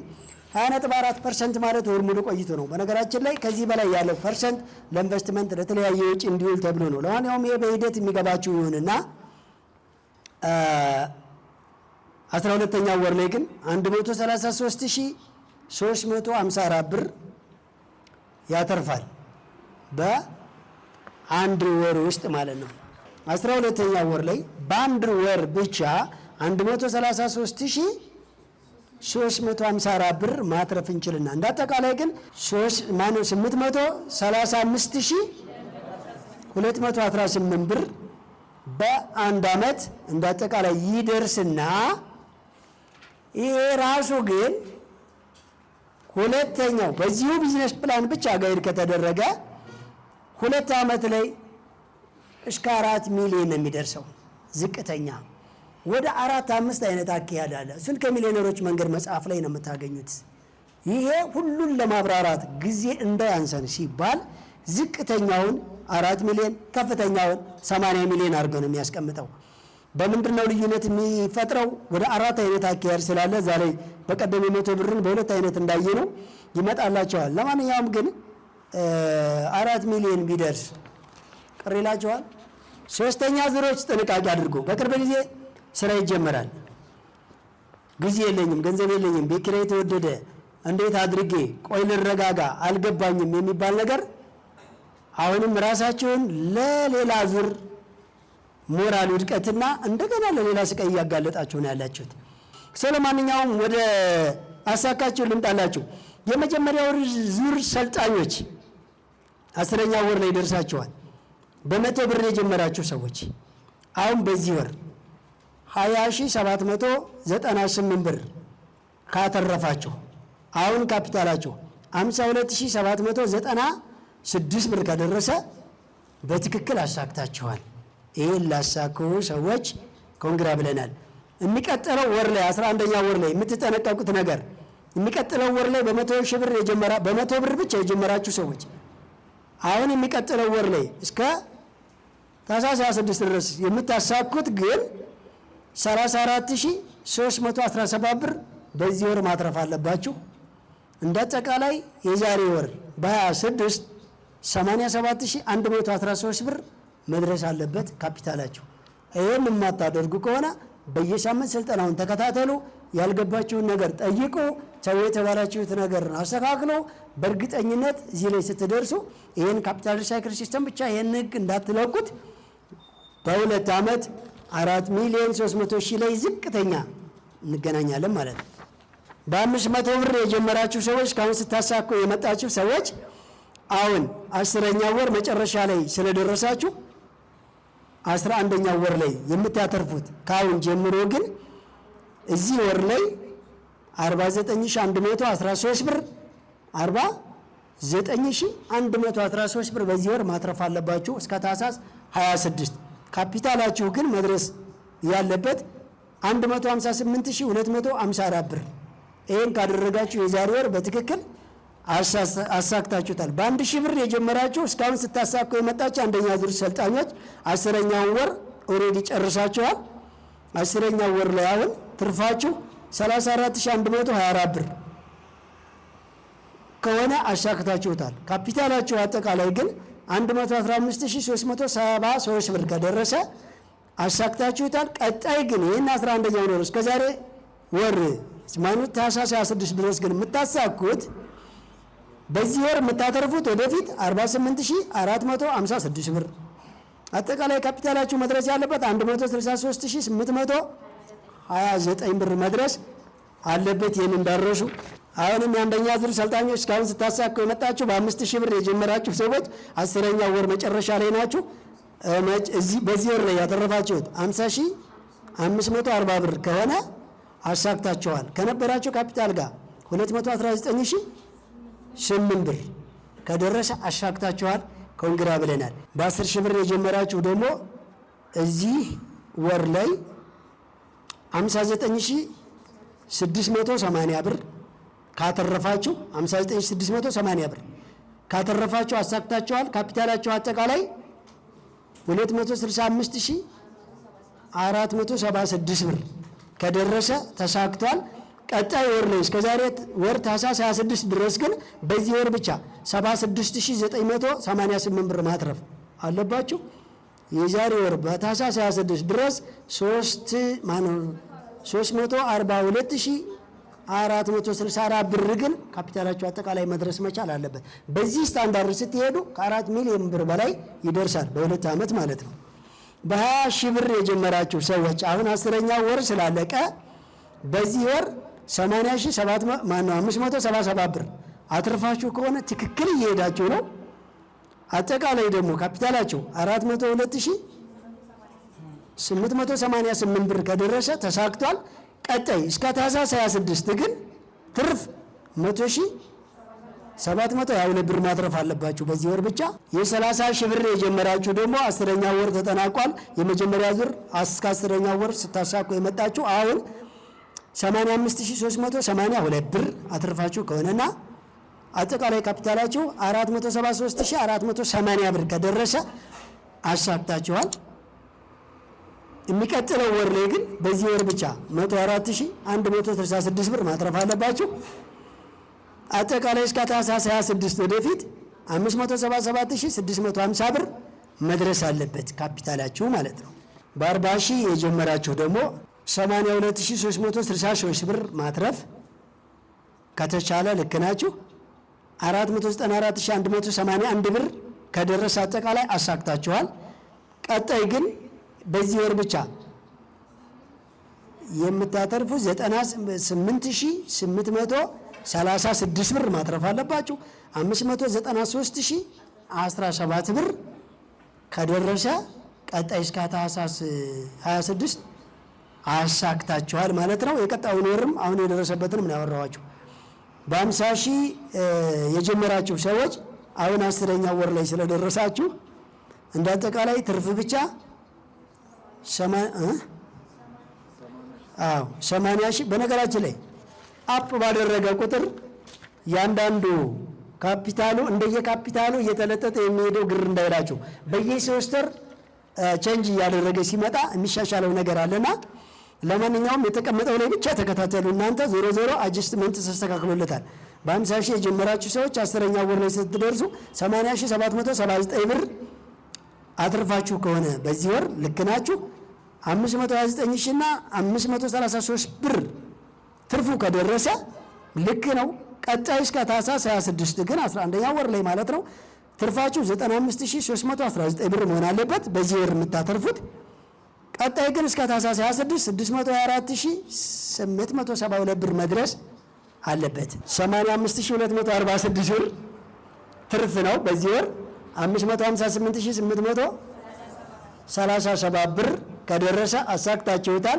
ቀጣይ በዚህ ወር ብቻ የምታተርፉት 100590 ብር ታተርፉና 659427 ብር ከደረሰ እስከ ታህሳስ 27 በትክክል ተሳክቶ እሺ 70 ሺህ የጀመራችሁ ሰዎች ደግሞ በዚህ ወር ብቻ 90,929 ብር ካተረፋችሁ ተሳክቷል። አጠቃላይ ካፒታላችሁ ግን 569,504 ብር ከደረሰ ተሳክቷል። ቀጣይ ወር ግን በአንድ ወር የምታተርፉት 108,205 ብር በአንድ ወር ብቻ። እንደ አጠቃላይ የዛሬ ወር በ26 ታህሳስ 26 677,709 ብር መድረስ መቻል አለበት። የ80 ሺዎች ደግሞ 92,058 ብር አትርፋችሁ ከሆነ አጠቃላይ 576,574 ብር ከደረሰ አሳክታችኋል። ይሄ ማነው? የ80 ሺዎች። ቀጣይ ላይ ግን ማሳካት ያለባችሁ 109,549 ብር እንደ አጠቃላይ እስከ ታህሳስ 26 ወደፊት 686,123 ብር እንዲደርስ ካደረጋችሁ በትክክል ቢዝነስ ፕላኑን እየተከታተላችሁ ነው ማለት ነው። 10ኛው ወር ላይ አሁን በ90 ሺህ የጀመራችሁ ሰዎች 93,402 ብር በዚህ ወር የምታተርፉ ሲሆን 584,996 ብር ካፒታላችሁ አጠቃላይ ከደረሰ ልክ ነው። ቀጣይ ወር ላይ ግን የምታተርፉት 111,149 ብር ታተርፉና 696,145 ብር ከደረሰ እስከ ታህሳስ 27 በትክክል ሄዳችኋል። የ100 ሺውን እዚህ ላይ ከደረሳችሁ እንግዲህ ያያችሁ ነው። የመጨረሻ የ100 ሺህ እንግዲህ ትልቁ የካፒታላችን መጨረሻ ነው። 94,170 ብር አትርፋችሁ 589,802 ብር ከደረሰ በትክክል አሳክታችኋል። ቀጣይ 11ኛ ወር ላይ 112,062 ብር ማትረፍ ነው የሚጠበቅባችሁ። ይህንን ብር በዚህ እስከ ታህሳስ 22 በዚህ ወር ብቻ የምታተርፉ ሲሆን አጠቃላይ ካፒታላችሁ ግን 701,864 ብር እስከ ታህሳስ 26 ከደረሰ በትክክል እያሳካችሁ ነው። በነገራችን ላይ ዩቲዩብ ቻናላችን ላይ ስታክ እያደረጋችሁ በደንብ እያሰፋችሁ እዩት።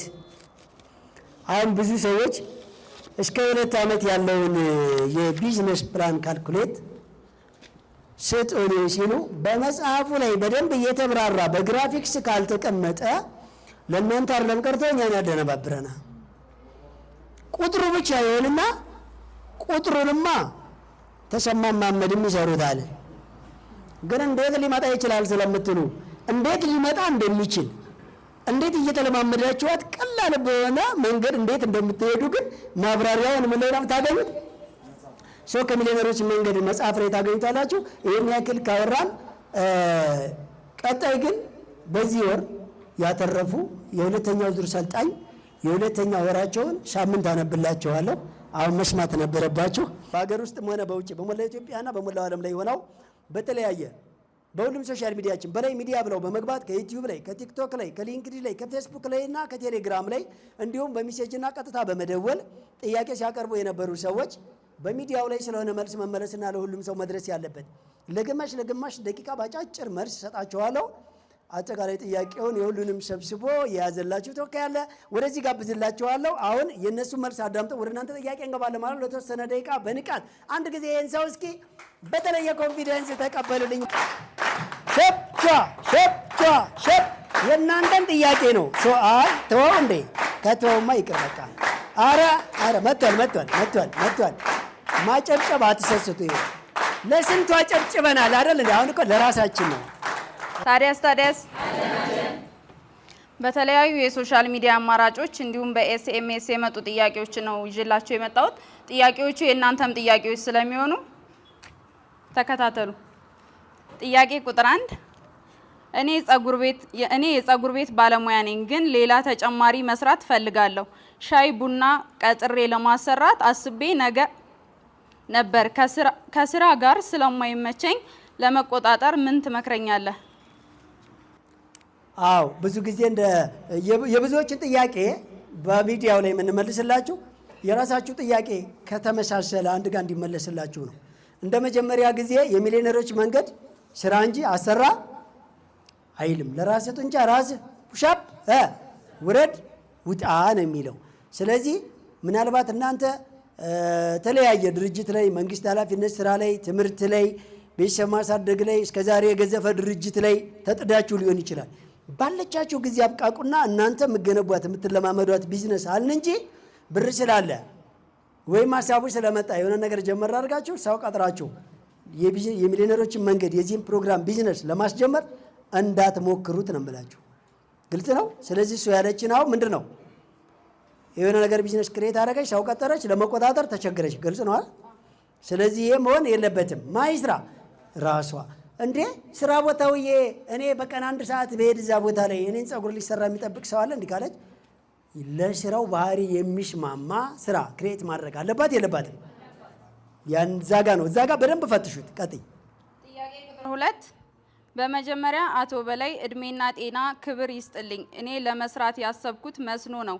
እኔ ያለሁበት ከአዲስ አበባ 578 ኪሎ ሜትር ርቀት አለው። ምርት እናቀርባለን ብለሃል። ከእኛ በምን አይነት ሁኔታ ሊደርስ ይችላል? እንደ አማራጭ ደሴ ማድረስ ይቻላል? ብሩን እንዴት አድርገን ማስተላለፍ እችላለሁ? መፍትሄ ቢሰጠኝ። በነገራችን ላይ እንደ መጀመሪያ ጊዜ የሚሊዮነሮች መንገድ ወይም ይሄ ፕሮግራም የሚያስተምረው ቀላል ነገር ላይ ልምምድ ማድረግ ነው። ገብታችኋል አይደለ? እውነት ነው። ራስ በራስ ምርት የአየር የግብይት የመረጃ ልውውጥ እንድታደርጉ እንደዚሁም ደግሞ ቢያንስ ከኛ የገበያ ማዕከልም ሙሉ የግብይት ስርጭት በቸክም ይሁን በካሽ ያ ስርጭት አገልግሎትን ተጠቃሚ እንድትሆኑ ብዙ ነገር ሞክረንላችኋል፣ አስተካክለናል። መጠቀም እየተጀመረ ነው ያለው። ነገር ግን ሩቅ ካለው ሰው ጋር በትልቁ ከመጀመራችሁ በፊት በአካባቢያቸው ላይ ካሉ የሚሊዮነሮች መንገድ ሰልጣኞች እንዲሁም ደግሞ ተጽዕኖ ከምፈጥሩት ሰዎች ጋር መጀመሪያ የንግድ ትራንዛክሽን ሲስተሙን ደቨሎፕ አድርጉት። በትንሹ ጀምሮ የተባላችሁት ለምንድን ነው እንዳይጨንቃችሁ ነው አይደል? እሱን እያሰፋችሁ ከሄዳችሁ በኋላ ከርቀትም መላክ ይቻላል። ደሴ ድረስ ብቻ አይደለም፣ ምናልባት አካባቢ የት እንዳለ ባላውቅም ኤርትራ ድረስ መላክ ቀላል ነገር ነው። ነገር ግን ገና ጥቃቅን ከሆነ ምን ማለት አለበት? ማደግ የራሱን መግዘፍ አለበት። እንደገና ከሌሎቹ ጋር ሪሌሽኑን እየፈጠረ ያንን ኤሪያ ተለለቅ ያሉ ተሽከርካሪዎች እየሄዱ የሚያራግፉበትን ምቹ ሁኔታ ማስተካከልና የሄዱበትን ምን ደረጃ ላይ እንደደረሱ ያሳውቁን ማለት ነው። ቀጥይ። ጥያቄ ቁጥር 3 ኤሌክትሪክ ምጣድ፣ ስቶቭ፣ ቡና መፍጫ፣ ሽንኩርት መፍጫ በዚህ ዘርፍ ያሉትን መስራት እንዲሁም ማከፋፈል፣ መሸጥ፣ የህዝብን ችግር መፍታት፣ ማሽኖቹን አስገብቶ በሰፊው ማምረት፣ ጥራት ያለው እቃ ማቅረብ አላማችን። በሙያው 10 ዓመት በቅጥር አለን። እየሰራን አሁን ወደ ስራችን ልንገባ ነው። ድጋፋችሁ ያስፈልገናል። አዎ በደንብ ግን በስፋት የሚለው እንደ አጀንዳ ይጻፍና በትንሽ እንጀምር። በመጠገን በመከራየት ትንንሹን በመሸጥ ትልልቁን ግን በመጠገን አገልግሎት ሙያው አላቸው አይደለ? የመጠገኑም የማምረቱም የመሸጡም ኤክስፒሪያንስ ግን በቅጥር 10 ዓመት ያው እኛ ድርጅት ቢሆን በ5 ዓመት ሚሊዮነር ሆነው ነበረ። ለማንኛውም ግን አሁንም ቢሆን አልመሸም። እነኚህን ሁሉ አገልግሎቶች የራስ አድርጎ ለመጀመር መጀመሪያ ከቅጥር ውልቅ በሉኛ አንልም። ቅጥር ስንት ሰዓት ነው የምሰሩት? ከቅጥር ትርፍ ጊዜ ላይ ሰፈር ለሰፈር ተንቀሳቅሶ ጥገና ስራ እየሰራችሁ ቢዝነስ እየተለማመዳችሁ ነው። በጥገና ያገኛችሁትን ገንዘብ አንዱ ያገለገለ ዕቃ ገዝታችሁ መሸጥ እየተለማመዳችሁ ነው። ከዛም በኋላ አነስ ያለች ቤት ተከራይታችኋል። እህት ወንድም ወይም የትዳር ጓደኛ የሆኑት እዛ ቦታ ላይ እናንተ እያገዛችኋቸው አብረው እንዲሰሩ አድርጋችኋል። እናንተ ምን እያላችኋቸው? እያሳያችኋቸውና እያገዛችኋቸው። ከዛ በኋላ ቅጥር የሚከፈላችሁ 10 ሺህ ከሆነ 20 ሺህ ማትረፍ ስትችሉ ትመጣላችሁ። ጥያቄ ቁጥር 4 ሰላም እንዴት ናችሁ? እኔ ያለሁት ዱባይ ነው። ስልጠናችሁ በጣም ተመችቶኛል። እኔ ስልጠናው እዚህ ላለኑ ስልጠናው ይሆናል። በነገራችን ላይ በደንብ አድርጎ ነው የሚሆነው። ነገር ግን ለማዳም እየሰሩ አይሆንም። እንዴት ከማዳም ቤት መውጣት እንደሚቻል ሲመጡ ገንዘባቸው ትልቅ መስሏቸው እዚህ ያለው ገንዘብ የተቀመጠ መስሏቸው ቤተሰብ ሸራርፎት ያለውም ጋሽቦ ኑሮ ተወዶ አሰራሩ ግራ ገብቶት ብዙ ነገር ተመሰቃቅሎ ተመልሰው ብዙዎቻችን እንደገና ለባርነት ሰለባ ሆነዋል። አልሆኑም? ድጋሚ ሲመጡ ግን የኢንቨስትመንት ሲስተም ግልጥ ብሎላቸው ከኛ ጋር ተናባው እያንዳንዱ ነገር ተስተካክሎ እንዴት በቀላሉ ሰርታ አገሯ ባለሀብት መሆን እንደምትችል ግን እንደ አረብ ሀገር ገቢ ስትመጣ የሚቆም ሳይሆን ብሰራም ባሰራም የሚቀጥል ኢንቨስትመንት እንዴት ቤዝ ማድረግ እንደሚቻል ግን በደንብ አድርጎ ስለሚጠቅም ይቻላል። ምናልባት ግን ያለችው ተቀጥራ ካልሆነ የራሷን ስራ እየሰራች ከሆነ እዛው ባለችበትም ሀገር ቢዝነስ ፕላኑን ተጠቅማ ሚሊዮነር መሆን ይቻላል ማለት ነው። ጥያቄ ቁጥር 5 ቼክ ለማሳተም ባንክ ቤት ሲሄድ አካውንት የከፈትሽበት ብር ሁሉ ከሌለ ቼክ ማሳተም አትችይም ነው የሚሉት። ምን ይሻላል አቶ በላይ? አካውንት የከፈትኩበት በ10 ሺህ ብር ነው። ከጎጃም መርአዊ። በነገራችን ላይ በዚህ በፕሮግራማችን ላይ ሲሰሩ እንግዲህ በኦሮሚያ ኢንተርናሽናልና በጸደይ ባንክ አካውንት ከፍታችሁ የቼክ አገልግሎት ሆነ የግብይት ትስስር የእድገት ትራንስፎርሜሽን ስቴትሜንት እንዲታይ ትልቁ እንቅስቃሴ ሲደረግ ዝግጁ ሁኑ ብለናችሁ አካውንት ከፍታችኋል። የቼክ አካውንትና ኖርማል ከወለድ ነፃ የከፈታችሁት አካውንት አንድ አይደለም። ሌላው ያንን አካውንት የከፈታችሁበት ማስረጃ እዛ ስላለ ያንን አታች አድርጋችሁ የቼክ አካውንት መክፈት ትችላላችሁ። ሊንክ ይደረጋል። የበፊቱን አካውንት ተጠቅሶና የቼክ አካውንቱን አንድ ጋር ወደ ሚሊዮነሮች መንገድ 09108819 ስልክ ላይ በሚሴጅ ስትልኩ አካውንታችሁ ላይ ቼክ አካውንቱ ላይ ወይም እዛኛው አካውንት ላይ መኖር ያለበት ከ500 እስከ 1000 ብር ብቻ ነው ቼኩን ለመክፈት እና ቼክ ራሱን ችሎ የንግድ ፍቃድ ፕሮሰስ ያስፈልገዋል። የንግድ ፍቃድ ከሌለ ለምንድነው ንግድ ፍቃዱ በቤተሰብ ሆኖ ነው ወይስ በአከራያችሁ ነው? በሱ ከፍታችሁ ካላችሁ የተመዘገባችሁበት ስልክ ጋር ማገናኘትና ሪፖርት ማድረግ ወደኛ ይቻላል ማለት ነው። ማስቀጠል የግድ በእናንተ መሆን አይጠበቅበትም። ለቼክ ለመክፈት ንግድ ፍቃድ በማንኛውም ሰው ከሌለ ትንሽ ከሆነ ካፒታሉ እሱ ግዲያው ትንሽ ካፒታላቸው አድርግ እስከሚል ታገስ ማለት ትችላላችሁ። ነገር ግን ካሁን በፊት የከፈታችሁ ገንዘብ ከተንቀሳቀሰ ወይም ከተቀነሰ ቼክ አከፍቱም በፍጹም ማለት አይችሉም። ስለዚህ ወደ መራዊ ጸደይ ባንክ ወይም ኦሮሚያ ባንክ ቅርንጫፍ እኛ በአስቸኳይ እንደውልና ሪፖርት አድርገን እንዲስተካከል ማድረግ እንችላለን። ከ500 እስከ 1000 ብር ብቻ አካውንታችሁ ላይ ካለ ቼክ መክፈት ትችላላችሁ። ቼኩ ከተከፈተ በኋላ ሙሉ ብሩን ማንቀሳቀስ ትችላላችሁ። ግልጽ ነው። ጥያቄ ቁጥር 6 ስልጠናውን መከታተል ከጀመርኩ 3 ወር ሆኖኛል። ከ100 ብር እስከ 100 ሺህ ብር ባሉ ካፒታሎች ስራ ለመጀመሪያ ይለቀቃል ተብሎ ነበር። እስካሁን ብሩ አልደረሰኝም። ፋይናንሶች ቆይ ብር ቶሎ ቶሎ አለቁም እንዴ? የኔ እናት ሴት ነች ግን ወንድ ነው? እናቴ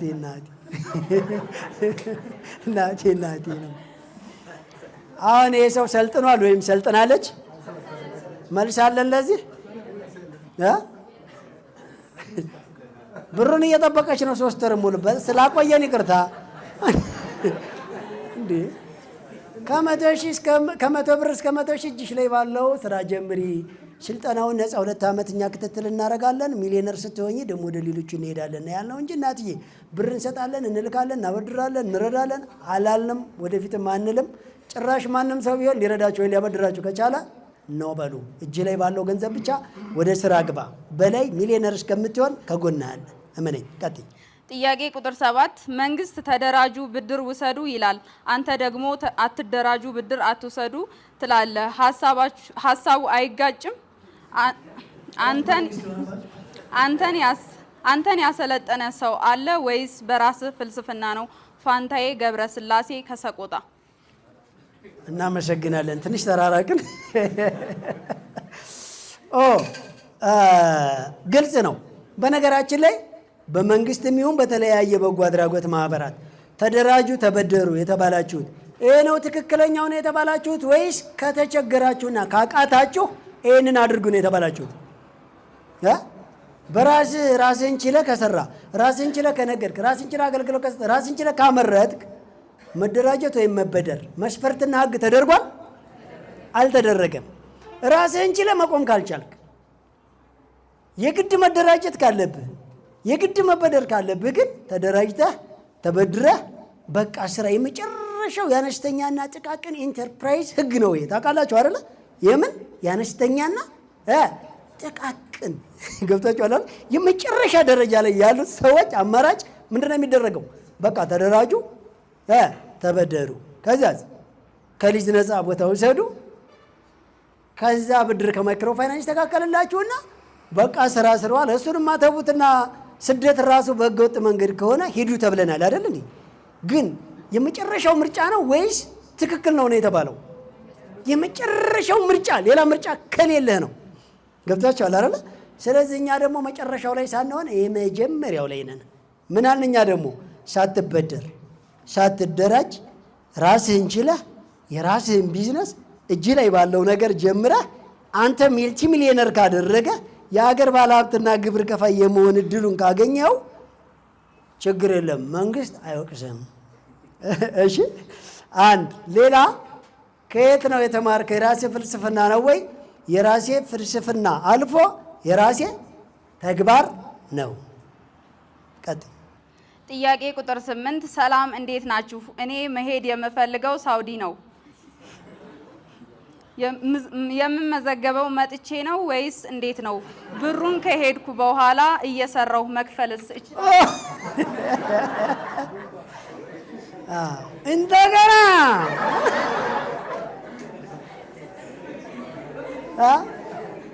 እኛ የውጭዎቹን ለመመለስ ስንት መረብ ዘርግተናል። ውቅያኖስ ሜዲትራሊያን፣ ቀይ ባህርን ስንት የተንሳፈፍ ነው የሄዱትን ለመመለስ የወደቁትን ለማንሳት አገራችን ኢኮኖሚን ለማጎልበት ከኢሮፕ ስታንዳርድ በላይ ኢትዮጵያን ለማድረግ ወጣታችንም ይሁን የተፈጥሮ ጸጋችን ከነሱ ይበልጣል እንጂ ስለማያንስ ማለት ነው። ስለዚህ እናትዬ በደንብ አልሰለጠንሽም። በላይ ሚዲያ ብለሽ ቲቪ ላይ ገብተሽ በቀን ቢያንስ በሳምንት 2 ሰዓት ነው አይደለም የሚታዘዝላችሁ ስልጠና። ለእሷ በቀን 24 ሰዓት ቢሆን ጥሩ ነው፣ እንዳለ ማዳመጥ ብቻ። ስለ ስልጠናውን በደንብ ሰልጥኝ ማለት ነው። ጥያቄ ቁጥር 9 ከዲላ ነው። ጥያቄ ስራዬ እያደገ እየሰፋ ሲሄድ ሰራተኛ ያስፈልገኛል። ስለዚህ በሚሊዮነሮች መንገድ የሰለጠነ ታማኝ፣ ሃይማኖቱን የጠበቀ ስብዕና ያከበረ ኢኮኖሚ በፍሬም ልክ የሚያስኬድ ተገንዝቦ የሚሰራ ሰራተኛ ለማግኘት ምን ማድረግ አለብኝ? በእናንተ በኩልስ ምን የታሰበ ነገር አለ ወይ? በጣም ጥሩ። በነገራችን ላይ በሚሊዮነሮች መንገድ በእኛ ቢዝነስ ፕሮግራም ቢዝነሳችሁን በምን ልክ አስኪዱ ተብላቸዋል። በፍሬሙ ውስጥ ከቅርጽ ውጭ ከቢዝነስ ፕላን ውጭ ከተቀመጠው ባላንስ ውጭ አታስወጡት ብለናል። በሰውነታችን ውስጥ ስኳር ሲበዛ ወይም ሲያንስ ልክ ይሆናል? በሴሎቻችን ውስጥ ደም ሲበዛ ወይም ሲያንስ ልክ ይሆናል? በቢዝነስ ፕላኑ ልክ ካስኬድ ነው ጤናማ ኢኮኖሚ ማግዘፍ ማፈርጠም የጊዜና የገንዘብ ነፃነትን ማወጅ እንድንችል በቢዝነስ ፕላኑ ልክ የሚሄድ ነገር ስሩ። ነገር ግን ሰራተኞቻችሁ እናንተን እንዲከተሉ አድርጉ እንጂ እናንተን እንዲመሩ አታድርጉ። እናንተ ራሳችሁ የጊዜ አጠቃቀምንና የደንበኛ አያያዝን የካፒታል ሳይክል ሲስተምን የእድገት ልምምድን ቦታው ላይ ሆናችሁ ካዩ እነሱ የእናንተ ተከታይ ነው የሚሆኑት። ግልጽ ነው አይደለ? ስለዚህ በቀላሉ የሰራተኛ የጊዜና የገንዘብ አጠቃቀም ወይም ታማኝነትን ለመመስረት በቢዝነሳችሁ ላይ በቀላል ራን እንዲያደርጉ እንዲያሳድጉት ከፈለጋችሁ እናንተ ራሳችሁ መጀመሪያ በትርፍ ጊዜ የሚሆን በሙሉ ጊዜ አንቀሳቅሱት። ከዛ ከስራችሁ ሳይሆን አብሮ እያለማመዳችሁ ሂዱ። መለማመድ እናንተ ላይ እንጂ ሰራተኛ ላይ መጀመሪያ አጠይቁን። የመጀመሪያ ዙሮች ግን እንዳጠቃላይ ካፒታላችሁ ከፍሏል፣ ሰራተኞች ያስፈልጓቸዋል። እድሜ ልክ እናንተ ስሩ አላልንም። ከስር የምታስገቧቸው ሰራተኞች ግን እስከዛሬ እናንተ ያሳካችሁበትን መንገድ ሙሉ በሙሉ እንዲኖሩ አድርጉ። ምሽት ትታቸዋል፣ ቁማር ትታቸዋል፣ ቁብ ትታቸዋል፣ አይደለ ኮተት ትታቸዋል፣ አሉባሌ ቦታ መዋል ትታቸዋል፣ ያለ አግባብ ገንዘብ ማጥፋት ትታቸዋል፣ መኮፈስ ትታቸዋል። የእናንተ ሰራተኞች ይህንን አለማምዷቸው። ለምን ካለ እንደ በላይ አትክልትና አስቤዛ ማዕከል ከ5 ዓመት በኋላ ሚሊዮነር ትሆናለህ። ደሞዝንም አትውሰድ፣ ለእኔም ኦቨርታይም ስራ፣ እኔም ወጪህን ልቻልልህ፣ እኔ እናንተ እንናበብ፣ አንተም ተስፋና ሞራል ይኑርህ፣ ለእኔም ታማኝ ሆንልኝ፣ ያንተንም ነገ እንገነባለን። አሁን የኔን እናሳድግ፣ ገንዘብን ግን አታጥፋ። ስልክን ሁሉ ትሆ፣ ማህበራዊ ጉዳይን ማህበራዊ ህይወትን ማቁም፣ ሶሻል ሚዲያንም ቀስ በል። ሙሉ ጊዜን ለዚህ ቢዝነስ እናድርግ። ያንተ ቢዝነስ ይጠራቀም፣ የኔም ድርጅት ይደግ፣ ነገ ላንተ እንከፍታለን። ይሄን አለማም። አንተ ዋልክበት ይዋል፣ አንተ አደርግበት ይደር፣ አንተ የምታስበውን ያስብ፣ አንተ የምትመገበውን ይመገብ። የኛ ድርጅት ሰራተኞች እንደዛ ነው የሆኑት። ከዛ በኋላ በላይ ሚሊዮነር ሲሆን እነሱ ሚሊዮነር መሆን ቻሉ። ግልጽ ነው አይደል? ይሄን ተለማመዱ። ቀጥይ። ጥያቄ ቁጥር 10 በቀን አንድ ደንበኛና አንድ እቃ ሲባል እንዴት ሌላ አንድ ደንበኛ ዛሬ ገዝቶ በዛው ይቀራል? ስለዚህስ ምን ትላለህ አቶ በላይ? ለምን እና ታዲያ እዛው ይደር እንዴ? ወይስ ሲጨርስ አይመጣም ነው? ለምን አልመጣም? ምንድነው ችግሩ? ችግሩን በደንብ ማስተካከል አለባቸው። ለምሳሌ ያክል አንድ ነገር ልንገራችሁ። የዛሬ ሳምንት አካባቢ በመንገድ እኔ መኪና እያሽከረከርኩ ከባለቤቴ ጋር ይመስለኛል አንድ ቆንጆ አፕል ማንጎ ጋሪ ላይ የያዘ እዛፍ ጥላ ስር ቀስቀስ አድርጎት በዛ ላይ የሚያምር ሙዝ ከጎን ደግሞ አስቀምጦ አየንና ዳራችንን በፍጥነት ይዘን ሲያምር አንደኛው ነው አለ። አዎ ይጣፍጣል ማር በለው አለ። በጣም ጥሩ 3 ኪሎ ስጠን 5 አድርገው አለን። አድርገው ወደ 2000 ነው 3000 ይመስለኛል ከፈልን። ያው ሀብታም ስትሆኑ ጥሩ ዕቃ ይሁን እንጂ መክፈል ነው ዝም ብላችሁ እንቸግራለን አይደለ?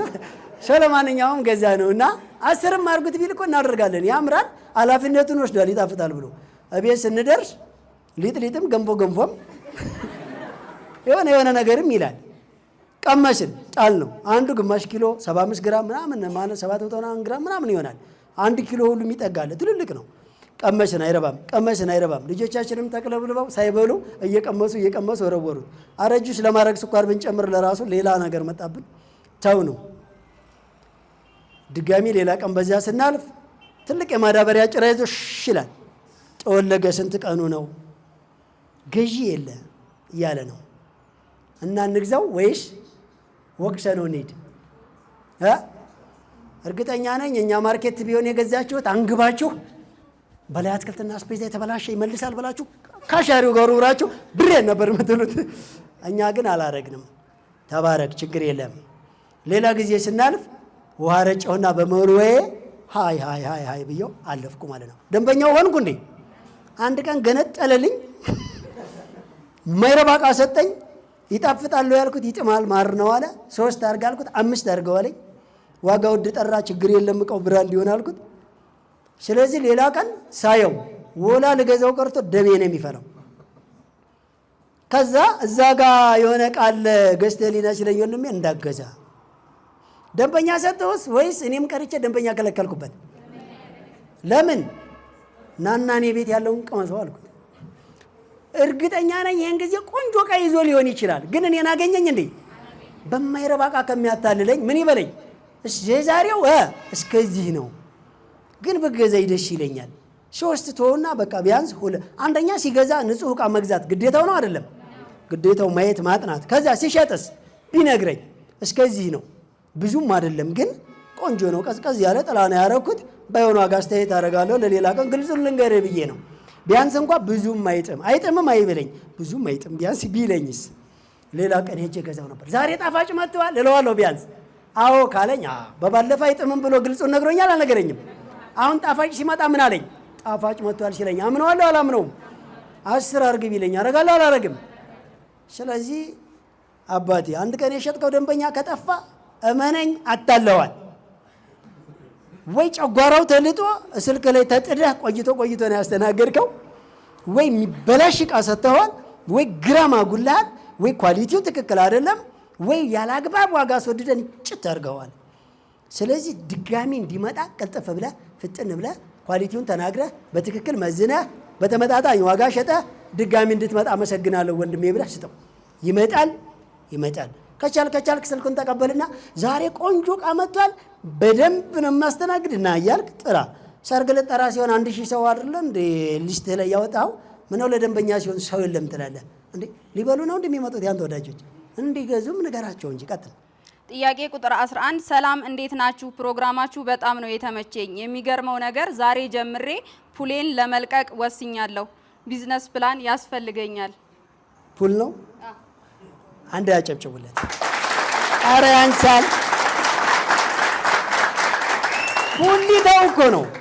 ፑል ሊተው ወጣት ወንድሞቻችንን የጋጠ ኩላሊታቸውን ኢንፌክሽን ያስያዘ ጊዜያቸው ምን ጥርር ያደረገ ቁማር ያስለመደ ማታ አንገኞች እንዲበዙ መሸሸጊያ ያደረገ ጊዜያቸውን ለጥ ያደረገ በሰፈር በስጋት እንዲታዩ ያደረገ በጣም ያጃጃለና የሸወደን ቢኖር ግምዞን ነው። ስለዚህ የፑል ቤት የተወሰውየ ቪአይፒ የኛ አሰልጣኝ ነው። ሙሉ በሙሉ ሌላ ቢዝነስ ሙቭ አድርጎ በደንብ አድርጎ ሀብታም እስከሚሆን ድረስ እመኑኝ በሳምንት 1 ቀን ብቻ ሳይሆን በሳምንት 7 ቀን ሙሉ እናግዘዋለን። እሺ ጥያቄ ቁጥር 12 ሰላም አንድ ጥያቄ አለኝ። የምሰራው ሸቀጣ ሸቀጥ ነው። ጎን ለጎን የእህል መጋዘን ተከራይቼ እህል ላስቀምጥ ነበር። ምን ትለኛለህ? የት ነው የምታስቀምጠው? መቀመጥ ማስቀመጥ እኛ ጋር አይሰራም። አገላብጥ። ደሞስ የኛ ከፍተኛው ቢዝነስ 100 ሺህ ነው። በ100 ሺህ ነው የምታስቀምጠው። ደሞስ መቀመጥ መቼ መከርን? አንቀሳቅስ ነው፣ አዘዋውር ነው፣ አገልግሎት ስጥ ነው፣ አስፋፋ ነው ያልነው። አታስቀምጥ። ቀጥይ። ጥያቄ ቁጥር 13 ስራዬ ሙሉ ሰዓት ስለሆነ ከሱቅ ላይ ለቀለብ ስለምጠቀም ከ32% ሌላ ያለውን ለተለየ ወጪ አድርጌ ማሰብ እችላለሁ ወይ? አዎ በትክክል 32% ላይ እኮ ሂሳቡን ያስቀመጥ ነው። ከዛ በላይ ያለውን ኤክስትራ ወጪ እንድታወጡት፣ ከወጪ ቀሪ ግን 32% ወር ሙሉ ቆይታችሁ እንድታተርፉ ነው። ሙሉ ጊዜ ላው ላይ ያላችሁ ሰዎች ከላው ላይ ወጪ እያወጣችሁ ከላው ላይ እየተጠቀማችሁ፣ ከወጪ ቀሪ ግን ብቻ በቢዝነስ ፕላኑ ልክ የተቀመጠውን ፐርሰንት ብቻ ነው ማስቀመጥ ወይም ትርፍ ላይ መቀላቀል የሚጠበቅባቸው። ልክ ነች፣ ይቻላል። ከጀመርኩ 3 ወር። ጥያቄ ቁጥር 14 ከጀመርኩ 3 ወር ሆኖኛል። አሁን ላይ ከ3200 ብር ወደ 14390 ብር አድርሻለሁ። አሁን ግን ከብዶኛል። ምን ትመክረኛለህ? ስንት ወር? ይቅርታ፣ ወር 3 ወር። ለምንድን ነው የከበደው? በነገራችን ላይ እየተለማመዳችሁ ስትሄዱ ይቀላል ይከብዳል? የመጀመሪያ ቀን አንድ ወደኋላ የተወሰነ 10 ምናምን ዓመት 20 ምናምን ዓመት ልመልሳችሁ ለአንድ ደቂቃ። የመጀመሪያ ቀን ትምህርት ቤት ስትሄዱ የምር ፊደል ተጋጥሞ አረፍተ ነገር ይመሰርታል ብላችሁ አስባችሁ ታውቁ ነበር? ሀ ምንድነው ሀ? ኤ ምንድነው ኤ? አንድ ምንድነው አንድ? በጣም ጨለማ ነበር አልነበረም? እውነትም ትምህርት ቤት ላይ ችቦ መቀመጥም አለበት። ብርሃን ገብታችኋል አይደል? ቀስ እያላችሁስ አሁን ፊደልና ፊደል እየለዩ ይመጣሉ አይመጡም? አሁን እየተጋጩ አረፍተ ነገር እንደሚመስሉ ከዛ በኋላ እየቀለለ እንጂ እየከበደ ይመጣል ብዬ አላስብም። ስለዚህ እመነኝ፣ አንዳንድ ሰዎች ካስቀመጡ ብር ላይ ወይም ደግሞ በሆነ ድንገት አጋጣሚ በመጣ ነገር ላይ ነካ ነካ ያደርጋሉ። ቢዝነስ ፕላኑ ካልገባችሁ በኋላ ይከብዳችኋል። በቢዝነስ ፕላኑ ልክ ከሄዳችሁ በየወር የደረሳችሁባትን ለእኛ የምታስረዱ ከሆነ በየሳምንት አቴንዳንስ እየሞላችሁ ስልጠናው በ2 ሰዓት ሙሉ የማይለያችሁ ከሆነ እያደር ቀላል ነው የሚሆንላችሁ እንጂ ጭራሽ አይከብድም። ስለዚህ ስልጠናውን በደንብ ተከታተል ዘመዴ። እሺ። ጥያቄ ቁጥር 15 ጤና ይስጥልኝ በላይ ሚዲያ ዳግም ሰውነት እባላለሁ። 50 ሺህ ብር አለኝ። ዶሮ ለማርባት ምን ያስፈልገኛል? መልካም ትብብራችሁ እፈልጋለሁ። እናመሰግናለን። ዶሮ የሚሆን ግመል፣ በግ የሚሆን ፍየል፣ ለማንኛውም የሚሊዮነሮችን መንገድ በደንብ ቢዝነስ ፕላኑን መከታተል ማለት እንዴት፣ ከየት፣ ወዴት፣ በምን አይነት መንገድ ስልጠናውን ማዳመጥ ብቻ። አሁን እንደዚህ አድርግ አንልም። እዚህ ጋር ብዙ የርንባቸው ሰው ፕሮሰሶች አሉ። ቀጥይ። ጥያቄ ቁጥር 16 አቶ በላይ እግዚአብሔር አብዝቶ እድሜና ጤና ይስጥህ። እኔ ፕሮግራሙን መኖሩን ያየሁት ህዳር 5 ቀን 2018 ነው። ፕሮግራሙን ካየሁ በኋላ አያመልጠኝም። አግኝቼ ያጣው የ54 ዓመት እድሜ ባለጸጋ ነኝ። አሁን ምንም አይነት ሀብት የለኝም። የስራ አቅምም ሆነ ፍላጎት አለኝ። አሁን ምንም ገቢ የለኝም። ስለዚህ ምን ትመክረኛለህ? ክቡር ኢትዮጵያዊ ልጅ። አመሰግናለሁ። ፋንታሁን አያኖ አበበ እባላለሁ ከክፍለ ሀገር። እናመሰግናለን። በሚሊዮነሮች መንገድ የሚሳተፉ ከ7 ዓመት ህፃን ረሳችሁት እስከ 70 ዓመት አዛውንት። ህፃኑ ልጅ ከትምህርት መልስ ልምምድን፣ ሀብትን፣ ኢንቨስትመንትን በትርፍ ጊዜው አሉባሌን ከሚለምድ ይሄ አርቲፊሻል ሽጉጥ ከሚያረግ ሰው ላይ ቁማርና አጉል ጌም፣ ፊልም፣ ሆረር ከሚመለከት ከ7 ዓመት ህፃን ልጅ ጀምሮ በትርፍ ጊዜ ሀብትን እየተለማመደ እስከ 70 ዓመት አዛውንት ከዚህ በኋላ ፋዘር በ2 ዓመታቸው ሚሊዮነር ሆነው ወይ በ100 ብር ወይ በ100 ሺህ ብር ወይ በ5 ሺህ ወይ በ10 ሺህ ጀምረው ቀሪ ህይወታቸውን መልቲ ሚሊዮነር ሆነው ዘና ብለው መኖር ይችላሉ። ደሞች ለመሆኑ ከ5 ዓመት በኋላ የማይቋረጥ ገቢ ካገኙ ጧሪም እኮ ያስፈልጋቸው። ተሳስተናል። በእርግጠኝነት ፋዘር በደንብ ይከታተሉንና ቢዝነስ ፕላኑን በደንብ ምርጫውን ይላኩልን። ምንድነው የሚፈልጉት? ስንት ብር ነው? ምን አይነት ስራ ነው? ከዛ በዛ መሰረት እንደ ፕሮጀክት እንደሚያደርጉትና ሪሳይክል እንደሚያደርጉ በደንብ ግልጽ ይሆንልዎታል። ስልጠናውን በደንብ ይከታተሉን። ቀጥይ። ጥያቄ ቁጥር 17 አቶ በላይ አንተ በምትለው መንገድ ስራ ጀምሬያለሁ። ማለትም 24 ዶሮች ገዝቻለሁ። ዋጋቸውም 37500 ብር ነው። በቀን 18 እንቁላል ይጥላሉ። የሚበሉት በቀን 180 ብር ነው። የቤት ኪራይ በወር 400 ብር ነው። መድኃኒት በወር 300 ብር። ይሄንን አወጣጥቼ በወር 1 ዶሮ መጨመር እፈልግ ነበር። እንዴት ነው መጨመር የምችለው? ምንድነው መጨመር? እንዴት ነው መጨመር ያልቻለው? አይደለ? እንዴት ነው መጨመር የምችለው ካለን እንዴት ነው መጨመር ያልቻለው? መጀመሪያ ግልጽ አይደለም። እነኚህ ሲደመሩ ኪሳራ መጣ ነው ትርፍ የለም ነው ሊል የቻለው? ምናልባት ይሄን ለመደመር ጊዜ ባይኖረንም እዚህ ጋር በደንብ የምታስተካክሉት ነገር ቢኖር ምንድነው አመጋገቡ? ምንድናቸው ዘርያዎቹ? ለምንድን ነው ያልወለዱት? ከየት ነው መኖ የምገዛው? አይደለ? እዛ ጋ ነው መፈተሽ በደንብ ያለበት። አንዳንድ ሰው ምን ያደርግ መሰላቸው? አስቴርን ወይም ከበደን ወይም ነፃነትን ወይም መሐመድን ህግ ይዛ ይላል ቁጭ ብሎ። ከዛ እሱ ደግሞ ወይ ፈርቂዞ ወይ ከሳያጠና ወይ ካገኘበት ቦታ አምጥቷል። ከዛ ሰጠት ያደርግና ለጥ ይላል ማለት ነው።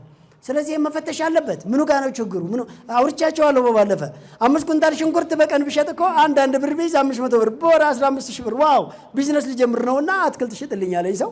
ቆይ ተረጋጋ ነው ያልኩት። 1 ብር አትርፈ በቀን 5 ኩንታል ትሸጣለህ። 1 ብር ካተረፈህ በአንተ ቤት ከ500 ኪሎ ላይ 500 ብር ይተረፋል። ኧረ እባክህ 5 ብር ይከስራል ከ1 ኪሎ ላይ። እንዴ ኪሎ ህግን ወቅ እንጂ እንዴ አትክልትን ባህሪ ወቅ እንጂ እንዴ 1 ኩንታል እኮ 100 ኪሎ ነው። ሲከፋፈል እኮ 100 ኪሎ አይሞላም። እንዴ እስኪ 5 ኪሎ ነገር ግዙና ነጋዴዎች 5 ኪሎ ዕቃ አንድ የመዝኑና እስኪ 5 ቦታ ላይ ብቻ መዝኑት። ማን አባቱ ነው የሰረቀ? የሰላቢ ሀገር የሚዛን ህግ ነው። ማንም አልሰረቀውም። ሲከፋፈል አንድ አይመጣም፣ ሲደመር አንድ ይመጣል። ገብታችኋል? በዛ ላይ አትክልት ይተናል፣ ይወድቃል፣ ደረጃው ይወርዳል፣ በየማይክሮ ሰከንዱ ይደርቃል። እንደዚህ አይነት ንቹ ነገር በደንብ ምኑ ጋር እንደሆነ እዛው ቼክ አድርገው ቀጥይ። ጥያቄ ቁጥር 18 ሰላም ናችሁ? የምኖረው ድሬዳዋ ነው። የእናንተ ስልጠና እፈልጋለሁ። ምን ትመክረኛለህ? በየሳምንቱ 2 ሰዓት ማዳመጥ፣ አቴንዳንስ መሙላት፣ ኤምቲ ብሎ መመዝገብ፣ በየሳምንቱ የቲቪ አቴንዳንስ መሙላት፣ ኢንፎርሜሽን ላኩ ሲባል መላክ፣ በተቀመጠው ቢዝነስ ፕላን ህግና ደንብ አክብሮ ቢዝነሱን ለኛ እያሳወቀ መቀጠል፣ ያልገባው መጠየቅ ይጂ። ጥያቄ ቁጥር 19 ጤና ይስጥልኝ ከከሚሴ ከተማ ነው የምጽፈው። ለምን እኛ ጋር ቅርንጫፍ አትከፍቱም? ፕሮግራማችሁ ደስ ይላል። የምን የባንክ ከሆነ አለን፣ ስልጠና ከሆነ እነሱ ከተማ ሳይሆን እነሱ ቤት አለን። በሀገሬ ቴሌቪዥን መስኮት አለን የለንም? ስለዚህ ሰው ሰልጥን መተናል። ቀጥይ። ጥያቄ ቁጥር 20 ሰላም አቶ በላይ ስልጠናው በጣም ደስ ይላል። እግዚአብሔር እድሜ ከጤና ጋር ሙሉ ቤተሰብህን ይጠብቅ። አድራሻ ጎንደር፣ የስራ ዘርፍ ጫማ ስራ ቦታ አራዳ። የገበያ ትስስር እንዴት ማግኘት እችላለሁ? እጅግ በጣም ጥሩ። በነገራችን ላይ ገበያ ትስስር እንዴት ማግኘት እንችላለን የምትሉ የሚሊዮነሮች መንገድ 5ቱንም ሶሻል ሚዲያ እየጠቀማችሁ ነው። እዛ ላይ እኮ ብዙዎች በተለይ ቴሌግራማችን ላይ አድቨርት እያደረጉ እኮ ነው ብዙዎቹ። እዛ ጋር ያለውን ትስስር መጀመሪያ ቢያንስ በቅርብ ያለውን ሰው የመተዋወቅና ሪሌሽን የመፍጠር ነገርን ስሩ። እንዳጠቃላይ ግን በየዘርፋችሁ ከትስስሩ ቀጥታ ስርጭት እፈልጋለሁ፣ የወር ፍጆታ ይሄን ያክል ነው፣ ደረጃ ይሄን ያክል ደርሷል የሚለውን ላኩልን። ኮድና ስልክ ስትልኩልን ከእሱ ጋር ኢንቴግሬሽን እየፈጠርን ከፋብሪካና ከኤጀንቶች ጋር እያገናኘን ያለ ነው። ነገር ግን በሰፈራችሁ ውስጥ ምን አድርጉ? የሚሊዮነሮች መንገድ እርስ በርስ ግብይት ለመፍጠር ቢያንስ ሶሻል ሚዲያችን ላይ አድራሻና አገልግሎታችሁን አስቀምጡት። አድቨርት አታድርጉ አላልንም። በተለይ ቴሌግራማችን ላይ ወደ 910808019 ቤት ላይ ላኩ። እኛ እየወሰድን ቻናልና ግሩፓችን ላይ እየለጠፍንላችሁም ነው። ከሱ ይጀምራል ማለት ነው። ቀጥይ። ጥያቄ ቁጥር 21 አቶ በላይ በ1500 ብር ስራህን እየሰራህ በጠባብ ሱቅ ውስጥ ሆነህ እንዴት ነው ጤናህን ለመጠበቅ የምታደርገው ጥንቃቄ ምን ይመስላል? እንዴት ነበር? እኔ ሱቅ ነው የምውለው። ካንተ ልምድ መውሰድ ፈልጌ ነው። በጣም ጎበዝ ልጅ አባቴ። ጤናን ለመጠበቅ መጀመሪያ ይሄን ፕሮግራም ቦርዱ አእምሮህን ጤናማ ማድረግ። እኬሻ ላይ ተኝተህ ስለ ስፖንጅ ማሰብ፣ አምባሻ እየበላህ ስለ በርገር ማሰብ ብቻ አይደለም። ነገ እንጠጣለን፣ ነገ እንበላለን፣ ነገ ቪላ ቤት አለ፣ ነገ ሪቮሉሽን አለ፣ ነገ አንድ ሱ እቅድ ነው። ሌላ በየቀን ያስቀመጥከውን እቅድ በየወር እያሳካ ከሆነ አንድ ትልቅ ነገር ነው። በነገራችን ላይ አእምሮን የሚቆረቁረው ውስጣዊ እንጂ ውጫዊ አካላዊ ነገር አይደለም። አንዳንድ ሰዎች ካንጋሮ ላይ ተኝተው እንደ ካንጋሮ ሲዘሉ የሚያድሩ አሉ፣ እየደነገጡ ማለት ነው። ማለትም ሌላ ችግር ውስጥ ናቸው ያሉት ማለት ነው። ለዚህ እኮ ነው ስብሐት ገብረ እግዚአብሔር ተረከው ላይ አይታችሁ ከሆነ ጻፈው መጽሐፍ ላይ አንዳንድ በጣም ብዙ ዕዳ ያለባቸውና በሰው ገንዘብ የበለጸጉ ስግብግብ ባለሀብቶች ባንክ ቤት ውስጥ የነሱ ብር ያለበት ኮረጆ ብቻ ተለይቶ ሲቃጠል ይታያቸውና ብለው ደነግጣሉ። እንደዛ ሳትረባበሹ ደግሞ አባቴ በነገራችን ላይ ጤና ለመጠበቅ ድሃ ሆናችሁ ከሆነ ድንች ብሉ፣ በጣም ጤናማ ነው። እና ታዲያ ጮማ ለጠቁመህ እንዴ አላያችሁ እንዴ? አንበሳ ባስ ፍሬም በጥሶ እኮ ጽጌ ሽሮ ውስጥ ገባ አሉ ቤት ውስጥ። አይነህ እያየ ጽጌ ሽሮን ትገጫለህ ሲሉ በብር 50 ጭኜ ክትፎ ቤት ልግባለህ ነው። ስለዚህ እና እንግዲህ ድሃ ሆነ ቁርጥ ብላ አልልህም። ጥሩ ድንች ብላ በጨው ብቻ ቀቅለህ ማለትም ጥሩ ነገር ነው። የጎንዮሽ ጉዳት የሌለው በአሜሪካና በቻይና ሰፊው ምርት ነው። በነገራችን ላይ ብዙ ውሃ ጠጣ አባቴ። የሃይላንድ አይደለም የቧንቧ ሃይላንድ ውድ ነዋ። እንደገና ዋጋው የኪስ ምታት ደግሞ ያሳምማል። ከራስ ምታት ስድን የኪስ ምታት ተመልሶ ወደ ራስ ምታት ይቀየራል። ገብቷል። ስለዚህ የተበጣጠሰ ማዳበሪያ ካርቶን ሳይቀር በቀን መሸጥ ይቻላል። ምን አድርግ እስኪ ለመሆኑ እንቁላል ቤት ኪራይን፣ ካርድ ደግሞ ያንተን ወጪ፣ እንጀራ ደግሞ የተለያየ ነገር እያንዳንዱ ሲሳብ ከፋፍል እስኪ በቀን ስንት እሸጣለሁ በል። ይሄን ያክል ሸጥ ዋው ማታ ሚቲንግ አድርግ እስኪ ግጨው ችርስ አሸንፈናል። ዛሬ የተለየ ነገር ነው። ቤት ነው አረብር በደንብ አጽዳ፣ በወይራ ጠነው ቄጠማ ጎዝጉዝ፣ ደስ ብለዋል። ከጧት እስከ ማታ ስቸበችቧል። አባቴ ምን አገባ? የሸጥከው እኮ ወይ ወይራ ወይ ቄጠማ ወይ ደረቅ እንጀራ ወይ ባልትና ወይ የሆነ ነገር ነው አይደለ እንዴ? አረ ይሸጣል፣ በደንብ ነው የሚሸጠው አባቴ። ያ ራሱ ሐሳብክን በቀን ካሳካ ጤናማ ነህ አባቴ። ጥያቄ ቁጥር 22 አቶ በላይ እንዴት ነው ነገሩ? ኢትዮጵያ ውስጥ አይደለህም እንዳልል በተግባር መጥቼ አይቼዋለሁ። ይህ ተግባር በሁሉም ዩኒቨርሲቲ ትምህርት ቤቶች፣ በሁሉም መስሪያ ቤቶች መሰጠት ያለበት ፕሮግራም ነው። በዚህ በኩል ምን የታሰበ ነገር አለ? ማለትም የአንተ ልጆች ተተኪ ለማድረግ ምን ያህል ተዘጋጅተዋል? ፈጣሪ የሐሳብክን ያሳካልህ። አሜን። ከ45 በላይ ዩኒቨርሲቲዎች፣ ከ1000 በላይ ኮሌጆች፣ 11200 ኢንተርፕረነሮች አሉን።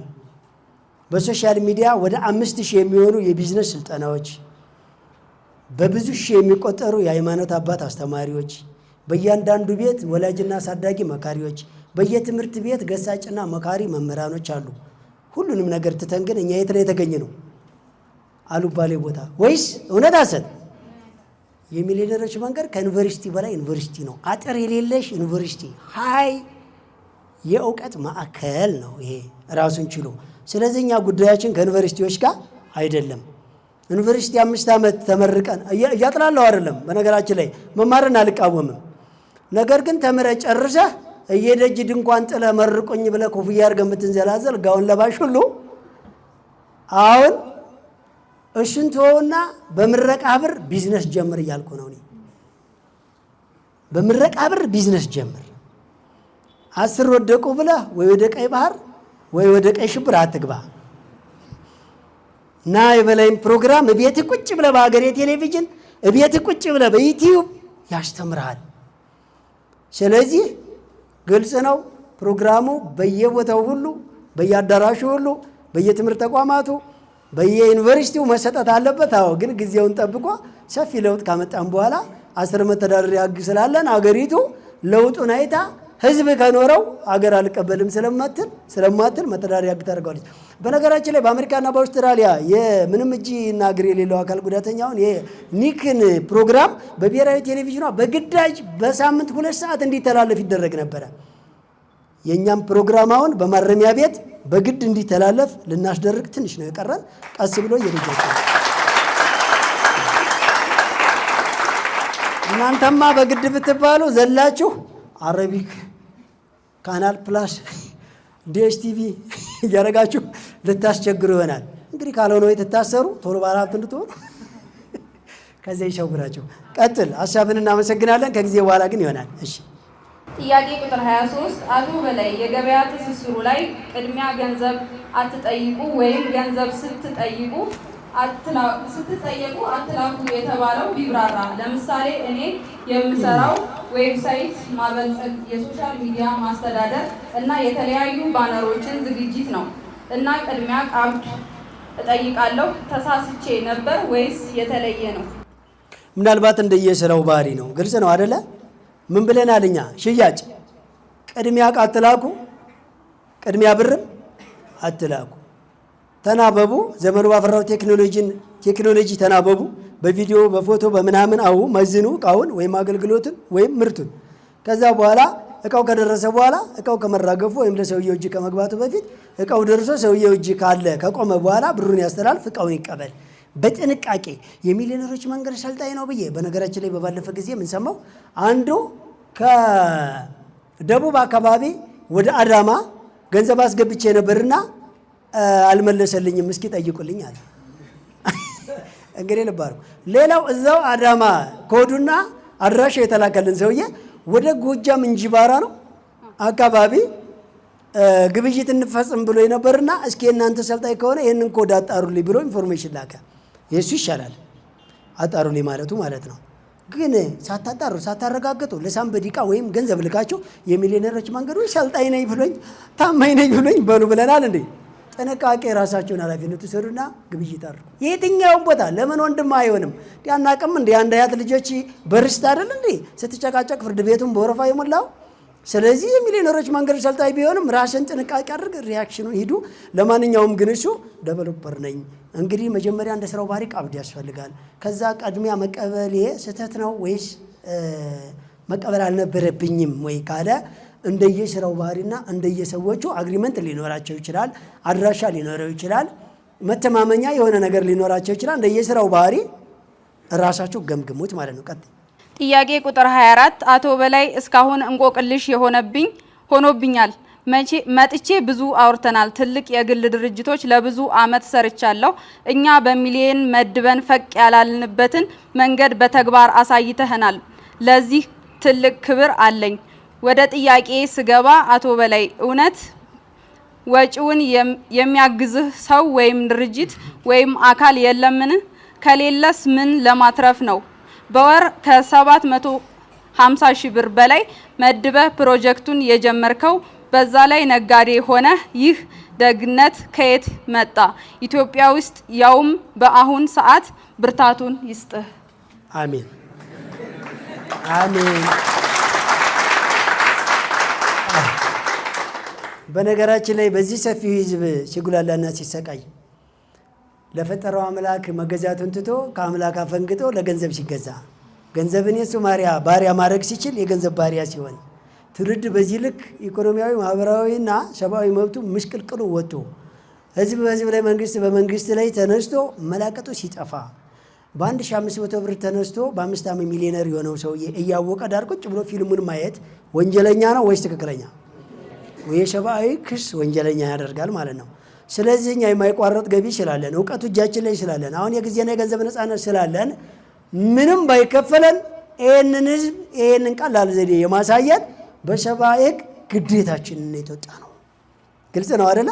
ብር አለን፣ በጀት አደረግን፣ ጊዜ አለን፣ ቆምን፣ እውቀቱ አለን፣ ተናገርን፣ ጊዜው አለን። እስከ 2 ዓመት ክትትል እያደረግን ሚሊዮነር ማድረግ ቀላል ስለሆነልን ነው። ባይዘወይ ከባድ ቢሆን ኩላሊት ቢሆን አልሰጣችሁም። እሺ የምር ደም ቢሆን አልሰጣችሁም።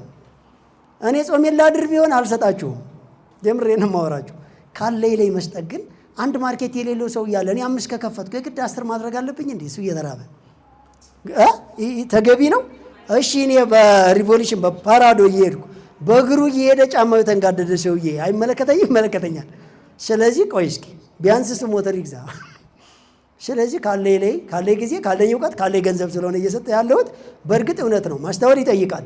አብዛኛው ሰው መስጠት ይፈልጋል ግን የለውም። በብድር ከጀመርክ በገንዘብ ነውና መሰረትህ ገንዘብ ከሌለ እንደማኖር ስለሚገባ ትሰጋለህ፣ ትንቀሸቀያለህ። ስለዚህ እስኪ በአእምሮህና በእውቀትህ እጅ ላይ ባለው ነገር ብቻ ጀምር። ከዛ ሀብት ሲመጣ እንዴት እንደሚጥምና እንደሚመች ትረጋጋለህ።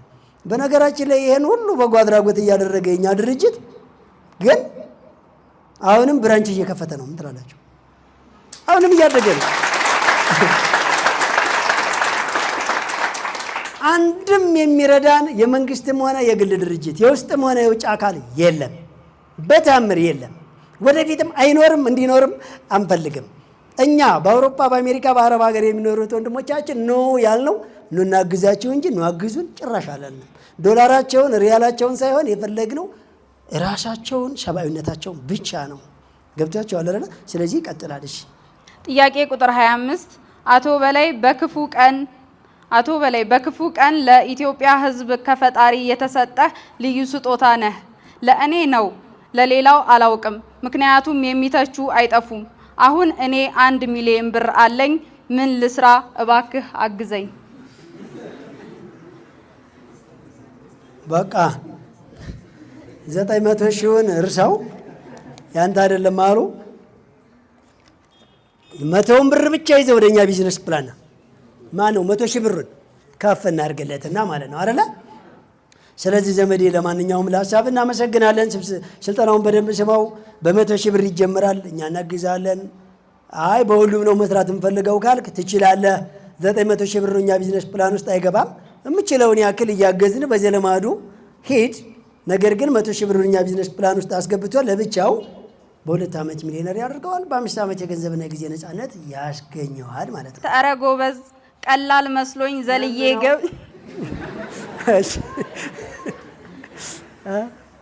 ቀላል መስሎኝ ዘልዬ ገብቼ ወገቤን ተያዝኩ።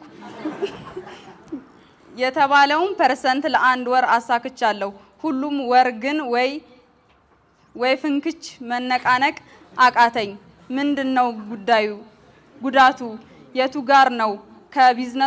ከቢዝነስ ፕላኑ ጋር አኩኩሉ ጨዋታ የጀመርነው በ100 ሺህ ብር ነው የጀመርኩት እና 100 ሺህ ብሩ ነው ወገብን ያዘ።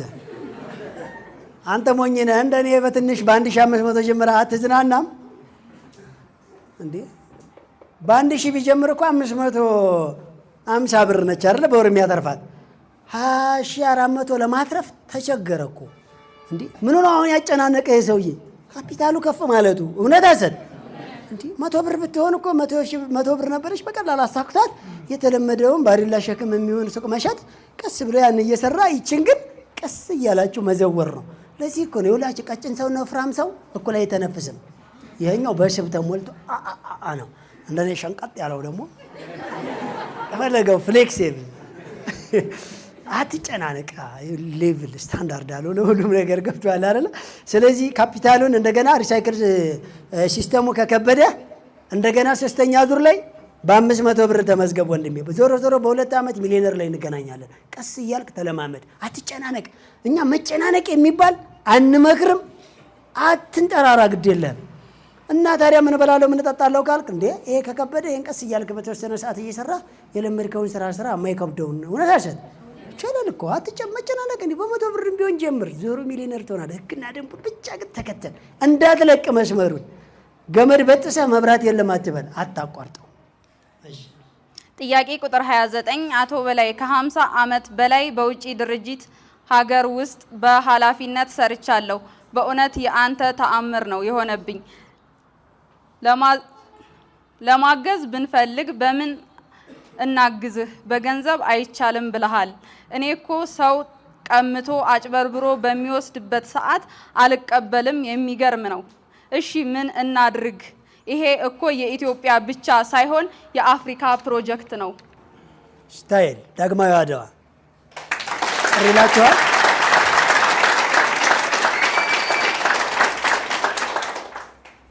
የምታግዘን ድርጅቱ የራስህ ነው ወይ? የሰው ከሆነ የራስን ድርጅት አቋቁመ የድርጅት ባለቤት ከሆንክልን አገዝከን ማለት ነው።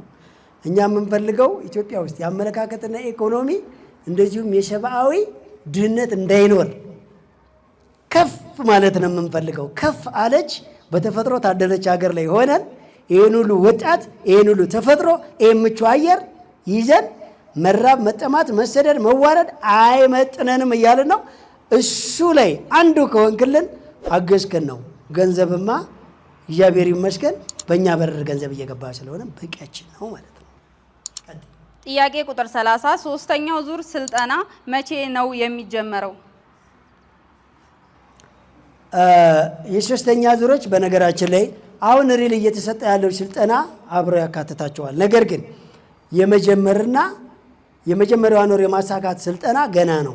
የሶስተኛው ዙር ምዝገባ ግን ጀምረዋል። ሶስተኛው ወር ምዝገባ ተጀምረዋል። ጋይስ አበቃ ሳንል ወደ 0910808019 ላይ ኤምቲ ብላችሁ ሚሴጅ መላክ ብቻ። የሚሰራው በኢትዮ ቴሌኮም ነው። ለጊዜው በሌላ ሲም አይሰራም። በውጭ ሀገር ያላችሁ ዩቲዩብ ቻናላችን ላይ ኤምቲ ብሎ መላክ ይቻላል። ወደ መስመር እናስገባዋለን ማለት ነው። ጥያቄ ቁጥር 31 ሰላም እንዴት ናችሁ? መጽሐፋችሁ ለገና ይደርሳል ተብሎ ነበር። ምን ደረጃ ላይ ደርሷል? በጣም ጥሩ። መጽሐፋችንን ለገና ማድረስ ሳይሆን ማስመረቅ የሚለው ላይ ነን። ሰው መጽሐፉ ከደረሰ የኛ ቢዝነስ ከመጀመሩ በፊት ደርሷል። ግልጽ ነው አይደለ? ፕሪንት ተደርጎ ብቻ ታትሞ ነው ያልተመረቀው እንጂ አልቆ ነው እኛ ወደ ስራ የገባ ነው። እሱ አልቆ ግን ፍሬውን መብላት ስለነበረብን ወደ እኛ ድርጅት ተመለስን። እንግዲህ በ12 ሀገር ከኢትዮጵያ ውስጥ በኢትዮጵያ ውስጥ ደግሞ 65 አካባቢ ላይ ለ9 ዓመት የፈጀ ጥናት ለአንድ ዓመት ተኩል የፈጀ ቢዝነስ ፕላኑ ማዘጋጀት እንዲሁም የራሳችንን ድርጅት ለመገንባት 5 ዓመት እነኚህን ሁሉ ከጨረስን በኋላ ነው ወደ እናንተ ፊት እየመጣ ነው። ሚዲያውን ፕሮሰስ ስናደርግ ደግሞ ለአንድ ዓመት ቆይተን ከጀመረው ወደ 1 ዓመት እየጠጋ ነው። በአጠቃላይ በቢዝነሱ እንቅስቃሴ ውስጥ ወደ 7 ዓመት በአክሽን በጥናት ወደ 9 ዓመት ቢዝነስ ፕላን በማዘጋጀት ወደ 1 ዓመት ተኩል ይህን ሁሉ ጊዜ ደምሩት። ይህን ሁሉ ስናደርግ መጽሐፉ ተደራጅቶ አልቋል። ነገር ግን ስፔሲፊክ የሆነ ቀን ለመያዝ መጽሐፋችን ብዙ ጥያቄ እየመጣ ነው። አንደኛ በብዙ ቋንቋ ይተርጎምልን የሚሉ ገና ከወዲህ በዝተዋል። አንድ ሌላ ቅጂው ይፈቀዳል አይፈቀድም። ይሄ በነፃ እየተሰጠ ከሆነ ስልጠናው መብቱ በሕግ የተጠበቀ ቢሆንም ቅጂውን ግን በተለያየ ነገር እያተምን መሸጥ እንችላለን ወይ? እነኛ ነገሮችን ቁጭ ብለን ማሸጥ ስላለብን ቀኑ በዚህ ቀን አላልንም። እንደ እግዚአብሔር ፍቃድ ግን ለገና ዋዜማ ለማስመረቅ አስቀምጠናል። ቀኑ ይሄ ብለን ያልቆረጥ ነው። ምናልባት እሱ ነገር በደንብ ታሽተና ተወያይተን አንድ ነገር እስከምናጸድቅ ድረስ የጠያቂዎቻችንን አሳማኝ መልስ እስከምንሰጥ ምናልባት ከገናም አልፎ ለአንድ ወራት ሊራዘምም ይችላል። ግን ዞሮ ዞሮ ተመርቆ በእጃችሁ የሚደርስበትን ቀን አንድ ቀን እናበስራለን። እሺ፣ ጥያቄውን ጨርሻለሁ። አመሰግናለሁ። አንድ ጊዜ ጥያቄውን ወደ እናንተ ስታስተላልፍ የነበረች ወደ ቦታ መልሱልን።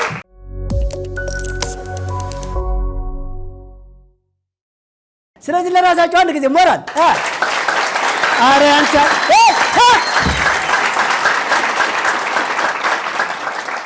መዝለል ነው አመላችን። በእናታችሁ ፈታ ማለት በጣም ይመቸናል። ለበዓል ጊዜ እኛ ቤት የምትመጡ ከባህላዊ እስከ ዘመናዊ መጠጥ ይዘጋጃል። የባህላዊ ዘመናዊ ጭፈራ አለ፣ ኢንተርቴንመንት አለ፣ ባንድ ይዘጋጃል። ስጨፍር ብታዩኝ ኮርኒስ ብቻ እንዳይበላሽ እንጂ ማለት ነው። መዝለል በጣም ነው የሚመቸኝ። ተጨቆኖ መኖር አይመቸኝም። ሁልጊዜ ስኬት እንዳለ ነው የሚገባኝና አንድ ቀን ተጨናንቄ አላውቅም። የአንድ ደቂቃ አትሞላም። አንድ ልናገር የምትላለች ግጥም መሰለኝ ወይስ ስድብ? ለማንኛውም ሁሉንም መብት ስለሆነ አንድ ጊዜ ወደ መድረክ ማይክ ስጥልኝ እባክህን ማለት ነው። ሞቅ አድርጋችሁ አንድ ጊዜ ተቀበሉ። ምን ቢደክማችሁ የተሻለ ሀሳብ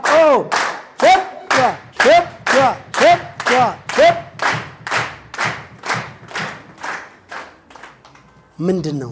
ታዲያስ የግጥሜ ርዕስ መልእክተኛው።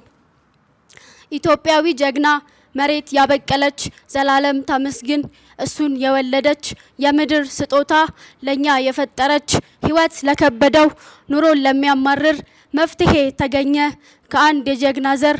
ስራ ስሩ ይላል ደግሞም ተለወጡ ፕላኑ እሱ ጋር ነው የሀብት አመጣጡ። አጓጉል ባህሪን አጥብቆ ያወግዛል ለሰው ልጅ መለወጥ እድሉን ይፈጥራል። መገለጫው ሙያ ኑ አብረን እንስራ እንለወጥ አብረን እንደግ በጋራ።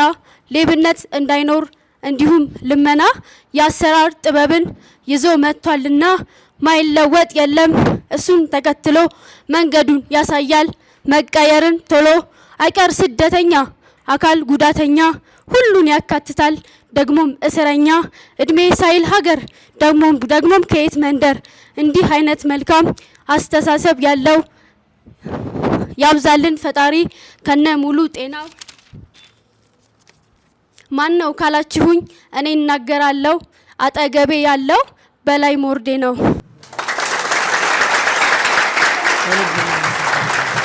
አንድ ጊዜ ወደ መጣችበት በሸይልን። ፈጣሪ ከፍ ከፍ ያርገልን። ሁላችሁም እያዝናናችሁ በኪነታችሁ በግጥማችሁ ኢንዳይሬክት ለተመልካቾች ወይም ለአድማጮች ጆሮ ሊመጥን የሚችሉትን በተለያየ ነገር በኪነት እየቀመሙ ለምታደርሱልን ከልብ እናመሰግናለን። የምር ሳልናገር አላርፍም የሚለኝ ሰው እንዲያው ቢያንስ ከርቅ የመጣ አንድ ሁለት። መኖሪያ ቤት ላይ ነው የምሰራው። መኖሪያ ቤት ላይ ኬሚካል አይቻልም ምናምን ውጣ እየተባልኩ ነው ያለሁት። ይህን ቻሌንጅ እንዴት ልለፈው? ሌላ ቦታም ብከራይ እንደዚህ አይነት ሊያጋጥመኝ ይችላል ብዬ አስባለሁ ማለት ነው። እንደዚህ አይነት ነገሮች እንዴት ላድርግ? ወጥቼ ለመከራየት ብሩ ገና ነው። ቢያንስ 3 ወር ምናምን ያስፈልጋል አይደለ?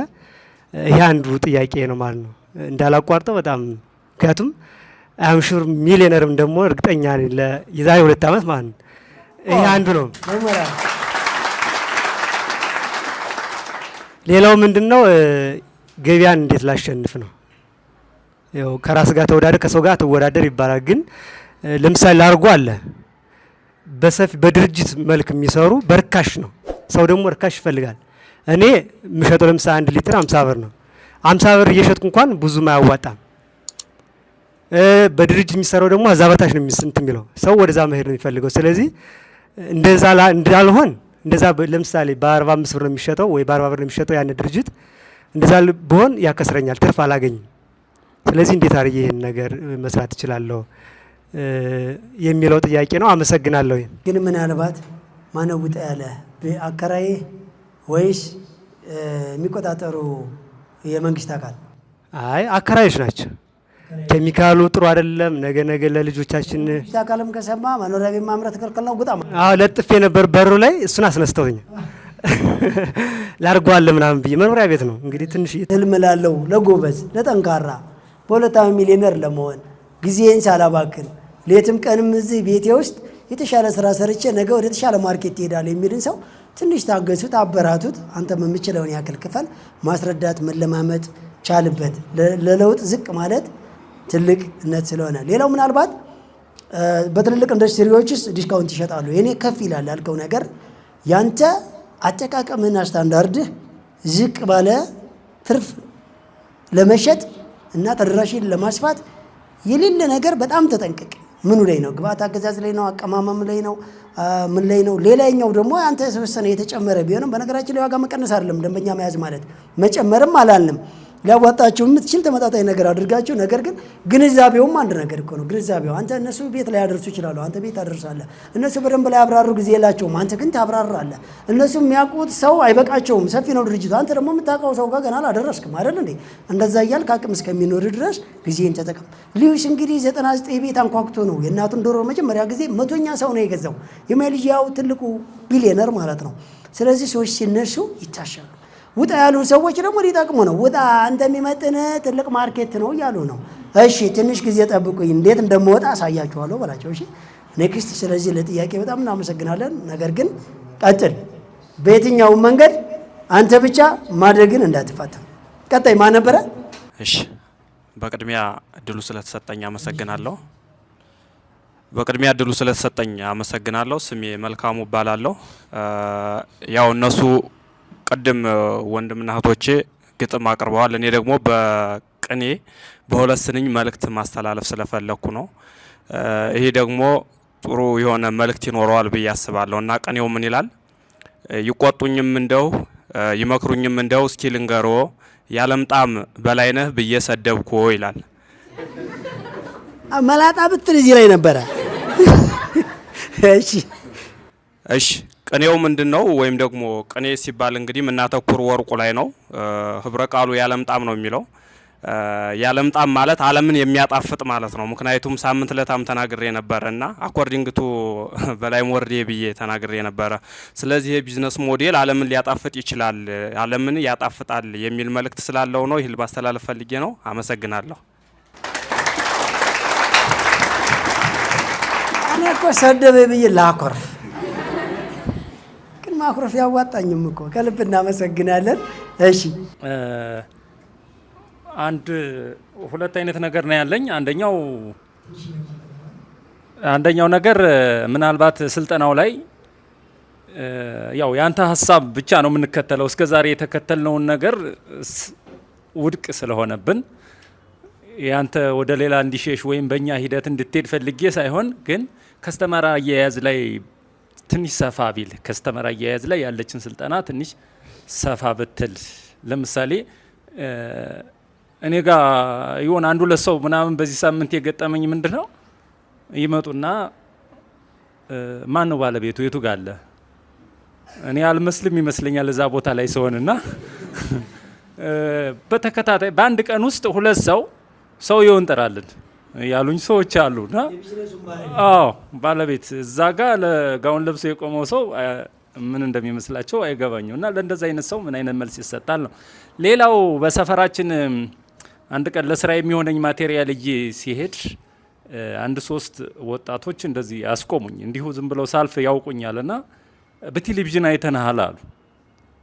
ትዝ ሲለኝ ይሄ ነው ለካ ያዩት እና እንደ አጋጣሚ አይተውት ነውና አይተናሃል አይደል? አዎ አይታችሁኛል አልኳቸው። አስቀመጥኩትና የተሸከምኩትና ለመሆኑ ያ ሰውዬ የሚናገረው ነገር ግን ምናምን አለኝ። አንዱ ምን አለ? ምኑ ደበራችሁ አልኩት። አይ አሁን ለምሳሌ ታዲያስ ምናምን ይላል አንዳንድ ጊዜ ግን ከዛ ይሄ እኮ በቃ በየሰፈራችን ያለ እንደው ልንተወው ያሰብነው ሰላምታ ነው እንጂ እኮ የነበረ ነው። እና ለዛ ለስልጠናው የእውነቴን ነው የምነግራችሁ፣ ለስልጠናው ምን ያህል ከፈልክ፣ ምን ወጪ አወጣህ አለኝ። ምንም ያወጣሁት ነገር የለም፣ በደንብ ተከታተሉት ምናምን አልኳቸው ነው። ሁለቱ ነው የሚያዳምጡት፣ 3 ናቸው። አንዱ ራቅ ብሎ ነው የሚያድ ለካ የሚጠብቁት እቺ ፍየሎች የሚበሉት በሰፈራችን አለ ቀጭ የሚደረገው እሱን የሚያመጣላቸውን ሰው እየጠበቁ ነበር። አጋጣሚ ያገኙኝና አጋጣሚ ሲደርስ በፌስታል እኔን ጥለውኝ ሄዱ። እኔ መቃየን ተሸክሜ ሄድኩት። አዎ። እና እነዚህ ሰዎች ሌላው ሁለተኛው የጠየቀው ግን ግብር የሚባለው ነገር የመንግስት ተልእኮ እንዳለው ነበር ነግሮኝ፣ ለሱ ሳልመልስለት ነበር ሄዱ። በመካከል ግብር ንግድ ፍቃድ አውጡ የምትለው ነገር ለምን እንደሆነ በደንብ ለመንግስት ተልእኮ እንዳልሆነ በደንብ እንድታብራራ እዚህ ላይ ይፈልጋል። አልገባንም ሳይሆን ለሌሎች የሚሰሙን ሰዎች እንዳሉ ያየውበት ቀን ስለሆነ ነው። እና ለነዚህ ወጣቶች ድጋሚ እንዲከታተሉትና እውነታ እንደሆነ እኛም ለጊዜው ባንተ እግር ሂደን እየተቸገርን ቢሆንም አሁን ያለውበት የኔም ብዙ ተቸግር ያለው ግን ጥሩ ላይ ነኝ ያለሁት ተነስቻለሁ። ካለውበት ተነስቻለሁ። ጥሩ ላይ ነኝ ያለሁት እየተሳካልኝ ነው። ግን ብዙ ፈተናዎች አሉ። እነሱን መዘርዘር አይቻልም። አመሰግናለሁ። እጅግ በጣም ጥሩ። እንግዲህ ያው ሰዎች እንደምታዩት ሰዎች ካልተነከሷቸው፣ አጀንዳ ካላረጓቸው፣ ወደ እናንተ ጣት ካልተቆሙ፣ ስለ እናንተ የሆነ ነገር ካልተወራ ተኝታችኋል፣ አልታያችሁም፣ አትንቀሳቀሱም ማለት ነው። ግልጽ ነው አይደል? በነገራችን ላይ ባለቤት እንጥራልኝ የሚለውን ነገር ትዝ አለኝ። እኔ አሁን ቲቪ ላይ ካዩ በኋላ በላይ እንዴት ነው ማለት ጀመሩ እንጂ የትኛውን ቦታ ማርኬት ላይ በሚሄድ ሰዓት ባለቤቱ የለም ወይ ነበር የሚባለውና ማለትም በሰዓቱ ዛሬ ነው ያርገውና ሲሄድ እንደ ከስተመር በወራት አንድ ቀን ብቅ ሳልል ለኦፕሬሽን ወይም ደግሞ ለማነቃቃት ብቻ ሳይሆን ከጧት እስከ ማታ እዛው እያደርኩ እዛው እየዋሉ ለዛውም ሸራ ቤት ውስጥ ለዛውም ድንች፣ ለዛውም አፈር፣ ለዛውም ዝናብ፣ ለዛውም ሸክም፣ ለዛውም ክረምት፣ ለዛውም አቧራ፣ ለዛውም ጭቃ በሚሰራ ሰዓት ድርጅቴ ውስጥ ሰላም ስላቸው ብዙ ሰዎች እንባቸው ችርክክል ነበር። ማለት ቢላዋ ቆረጠን ነበር የሚሉት። እግሬ ከእጅ በላይ ተሰነጣጥቆ ነበር ማለት ነው። እጄ ከእግር በላይ ይቆራቆር ነበር። ገብታችኋል? እንዳሁን በምታዩት በዘመናዊ መኪና አልነበረም የሚዘነጠው። በዛን ሰዓት በዘመናዊ ሸራ ነው። እሺ፣ ጫማው አይደለም ሸራ ያልኳችሁ፣ ቤቱ ነው። ቤቱ ማለት ነው። ጫማውማ ተጣሞና ተንጋዶ ምናልባት ከሊስትሮ ሁሉ የሚገዛል። እስኪ እቺን ቀየር አርጋትና ዝም ብላ ያዝ አርጋት የሚባል ነገር አለ። ገንዘብ ሲመሰረት እንደዛ ነው ድርጅትና ሰው። ለማንኛውም ግን ይሄ መባል ጥሩ ነው። ሌላ ደንበኛ አያያዝ ላይ ሰፋ ያለ ስልጠና ቢሰጥ እውነት ነው። ደንበኛ አያያዝ ላይ ሰፋ ያለ ስልጠና ኔክስት እናዘጋጃለን። ግን በዋናነት ደንበኛ አያያዝ ላይ ጊዜ ስልጠና። በነገራችን ላይ ማርኬቲንግ ስትማሩ ስለ ደንበኛ አያያዝ ተምራችኋል አልተማራችሁም? አካውንታንት ስትማሩ ስለ ኢኮኖሚ፣ ስለ ቢዝነስ፣ ስለ እድገቱ፣ ስለ ለውጡ ትችላለህ። ያዝ ፑሽ ድሪሽንግ ምናምን ፈገግ ምናምን ቦታ አመራረጥ ተብለናል እኮ። አሁን ከሱ ጋር እንዳይሄድብን እየተጠነቀቅን ከሱ እየለይን ነው። መጀመሪያ ከመጋገሩ በፊት ምን ይሁን ፕሮሰስ ይቡካ። ገብታችኋል አይደል? ምጣዱም ይሽማ ይንደድብን። እስኪ ይሄ መንገድ በደንብ ከሪዮት ዓለሙ የተለየው ምኑ ጋር ነው የሚለውን እንድታውቁት ጊዜ ስለፈለግን ነው እንጂ ስለ ደንበኛ አያያዝ ብለን በአብጠርጥረን መስጠት አለብን። ነገር ግን ከዛኛው ሳይንስ ጋር አብሮ እንዳይሄድ ነው። እንድንሰማ ነው። በደንብ መንደድ ስላለበት ነው። እኛ አእምሯችን ላይ መሞቅ ስላለበት ተኝተናል። የሰብኮንሽስ ማይንድ አትራክሽን እየሰራ አይደለም፣ ተኝቷል። አክቲቭ የሆነው ኮንሽሳችን ብቻ ነው እየሰራ ያለው። ቆየት ብለን እንበርዳለን እና ያ የማይበርደው ምጣድ በደንብ መጋል አለበት። በተለይ እናቶች ታውቃላችሁ፣ በደንብ የጋለች ምጣድ ውሃ ፈንጠቅ ሲያደርጉባት ምን ትላለች? እሺ አሁን መልካም እንጀራ አወጣለሁ ሰምቻለሁ። ስለዚህ መጀመሪያ ነገሩ በደንብ መነጠሉ የዚህ ሳይንስ እንዲገባን ነው። ቤዚክ የሆነ ነገር ላይ ትኩረት እያደረግን ያለ ነው እንጂ ስለ ደንበኛ አያያዝ በደንብ ስልጠና መስጠት ይጠበቅብናል። ሌላው ምናልባት ሰዎች እንግዲህ አብዛኛው ሰው ገንዘብ ይከፈላል ብሎ ያስባል። ቢከፈል ተወደደ ይሉ ነበረ። እኔ ብሬ ለምን ይሉ ነበረ። ነፃ ስለሆነ ደግሞ መንግስት ልኮት ቢሆንስ? ሌላ ሃይማኖት አምልኩ ሊለን ቢሆንስ? ያንተ አምልክ ካለ አላመልክም ብላ ትሄድም እንደሚሰራልህ። ሌላ ቀድም ብያቸዋለሁ። እኔ ግብር የሚከፈለው ለመንግስት አይደለም። እኔ ለመንግስት ግብር ከፈልኩ የሚለኝ ሰው ለራሱ ይገርመኛል። እኔ በሚገባኝ ግብር የምከፍለው ለሀገር ነው። መንግስት ወይ ነገ ይቀየራል ወይ ነገ ያረጃል። ቢያንስ እንደዚሁ አይኖርም። መንፈስ አይደለም እኮ። ስለዚህ እኛ በቴሌቪዥን መስኮቶተን ኢትዮጵያ ሰርቶ መለወጥ የባህል ጨዋታ ያክል ቀላል ነው። እንሁላችሁም ስልጠና በነፃ ነው የምንሰጣችሁ። በየወር 750 ሺህ እናወጣለን። በሀገሬ ቲቪ፣ በላይ ሚዲያ ብላችሁ በዩቲዩብ እንዲሁም ወሰን ኤምኤስ ህንፃ 5ኛ ፎቅ ላይ ከቀኑ 7 ሰዓት ዘወትር ወደ እየመጣችሁ ስልጠናውን ውሰዱ። እኛ ለየ2 ዓመት 20 ሚሊዮን ብር በጀት ፈሰስ አድርጓል። በላይ አትክልትና ስፔሳ የሚባለው ድርጅታችን ሙሉ ወጪ እየቻለ 1.5 ሚሊዮን ዜጎችን በ2 ዓመት ሚሊዮነር እናደርጋለን ስንል ምን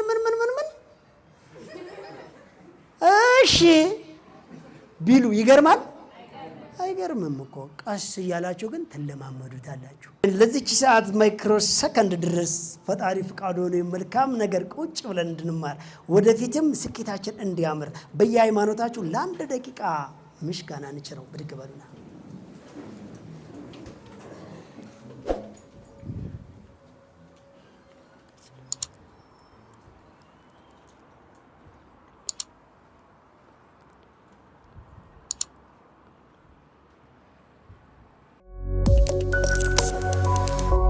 ሁሉ በእጄ ሁሉ በደጄ እንዲሉ ወደ በላይ አትክልትና አስቤዛ ማዕከል ይምጡ። የእርሻና የፋብሪካ ምርቶችን በተመጣጣኝ ዋጋ አይነታቸው ከ600 በላይ የሚሆኑ የተፈጥሮና የፋብሪካ ምርቶችን በአንድ ቦታ ላይ እናንበሸብሾታለን። አድራሻችን ካራ ኮተቤ መድኃኔዓለም መግቢያ ላይ ከዋናው አስፋልት 60 ሜትር ገባ ብሎ ወደ ኮተቤ ገብርኤል መግቢያ ከዋናው አስፋልት በአዲሱ አስፋልት 80 ሜትር ገባ ብሎ ወሰን ጤና ጣቢያ መግቢያ ላይ ከዋናው አስፋልት 30 ሜትር በኮብልስቶኑ ገባ ብሎ እንዲሁም ፊጋ መስቀለኛ የመገናኛ ታክሲ መያዣ ጋር በተንጣለለው ግዙፉ የንግድ ማዕከላችን የእርሻና የፋብሪካ ምርቶችን በተመጣጣኝ ዋጋና በአንድ ቦታ አቅርበንሎታል። በላይ አትክልትና አስቤዛ የጓዳው ቤዛ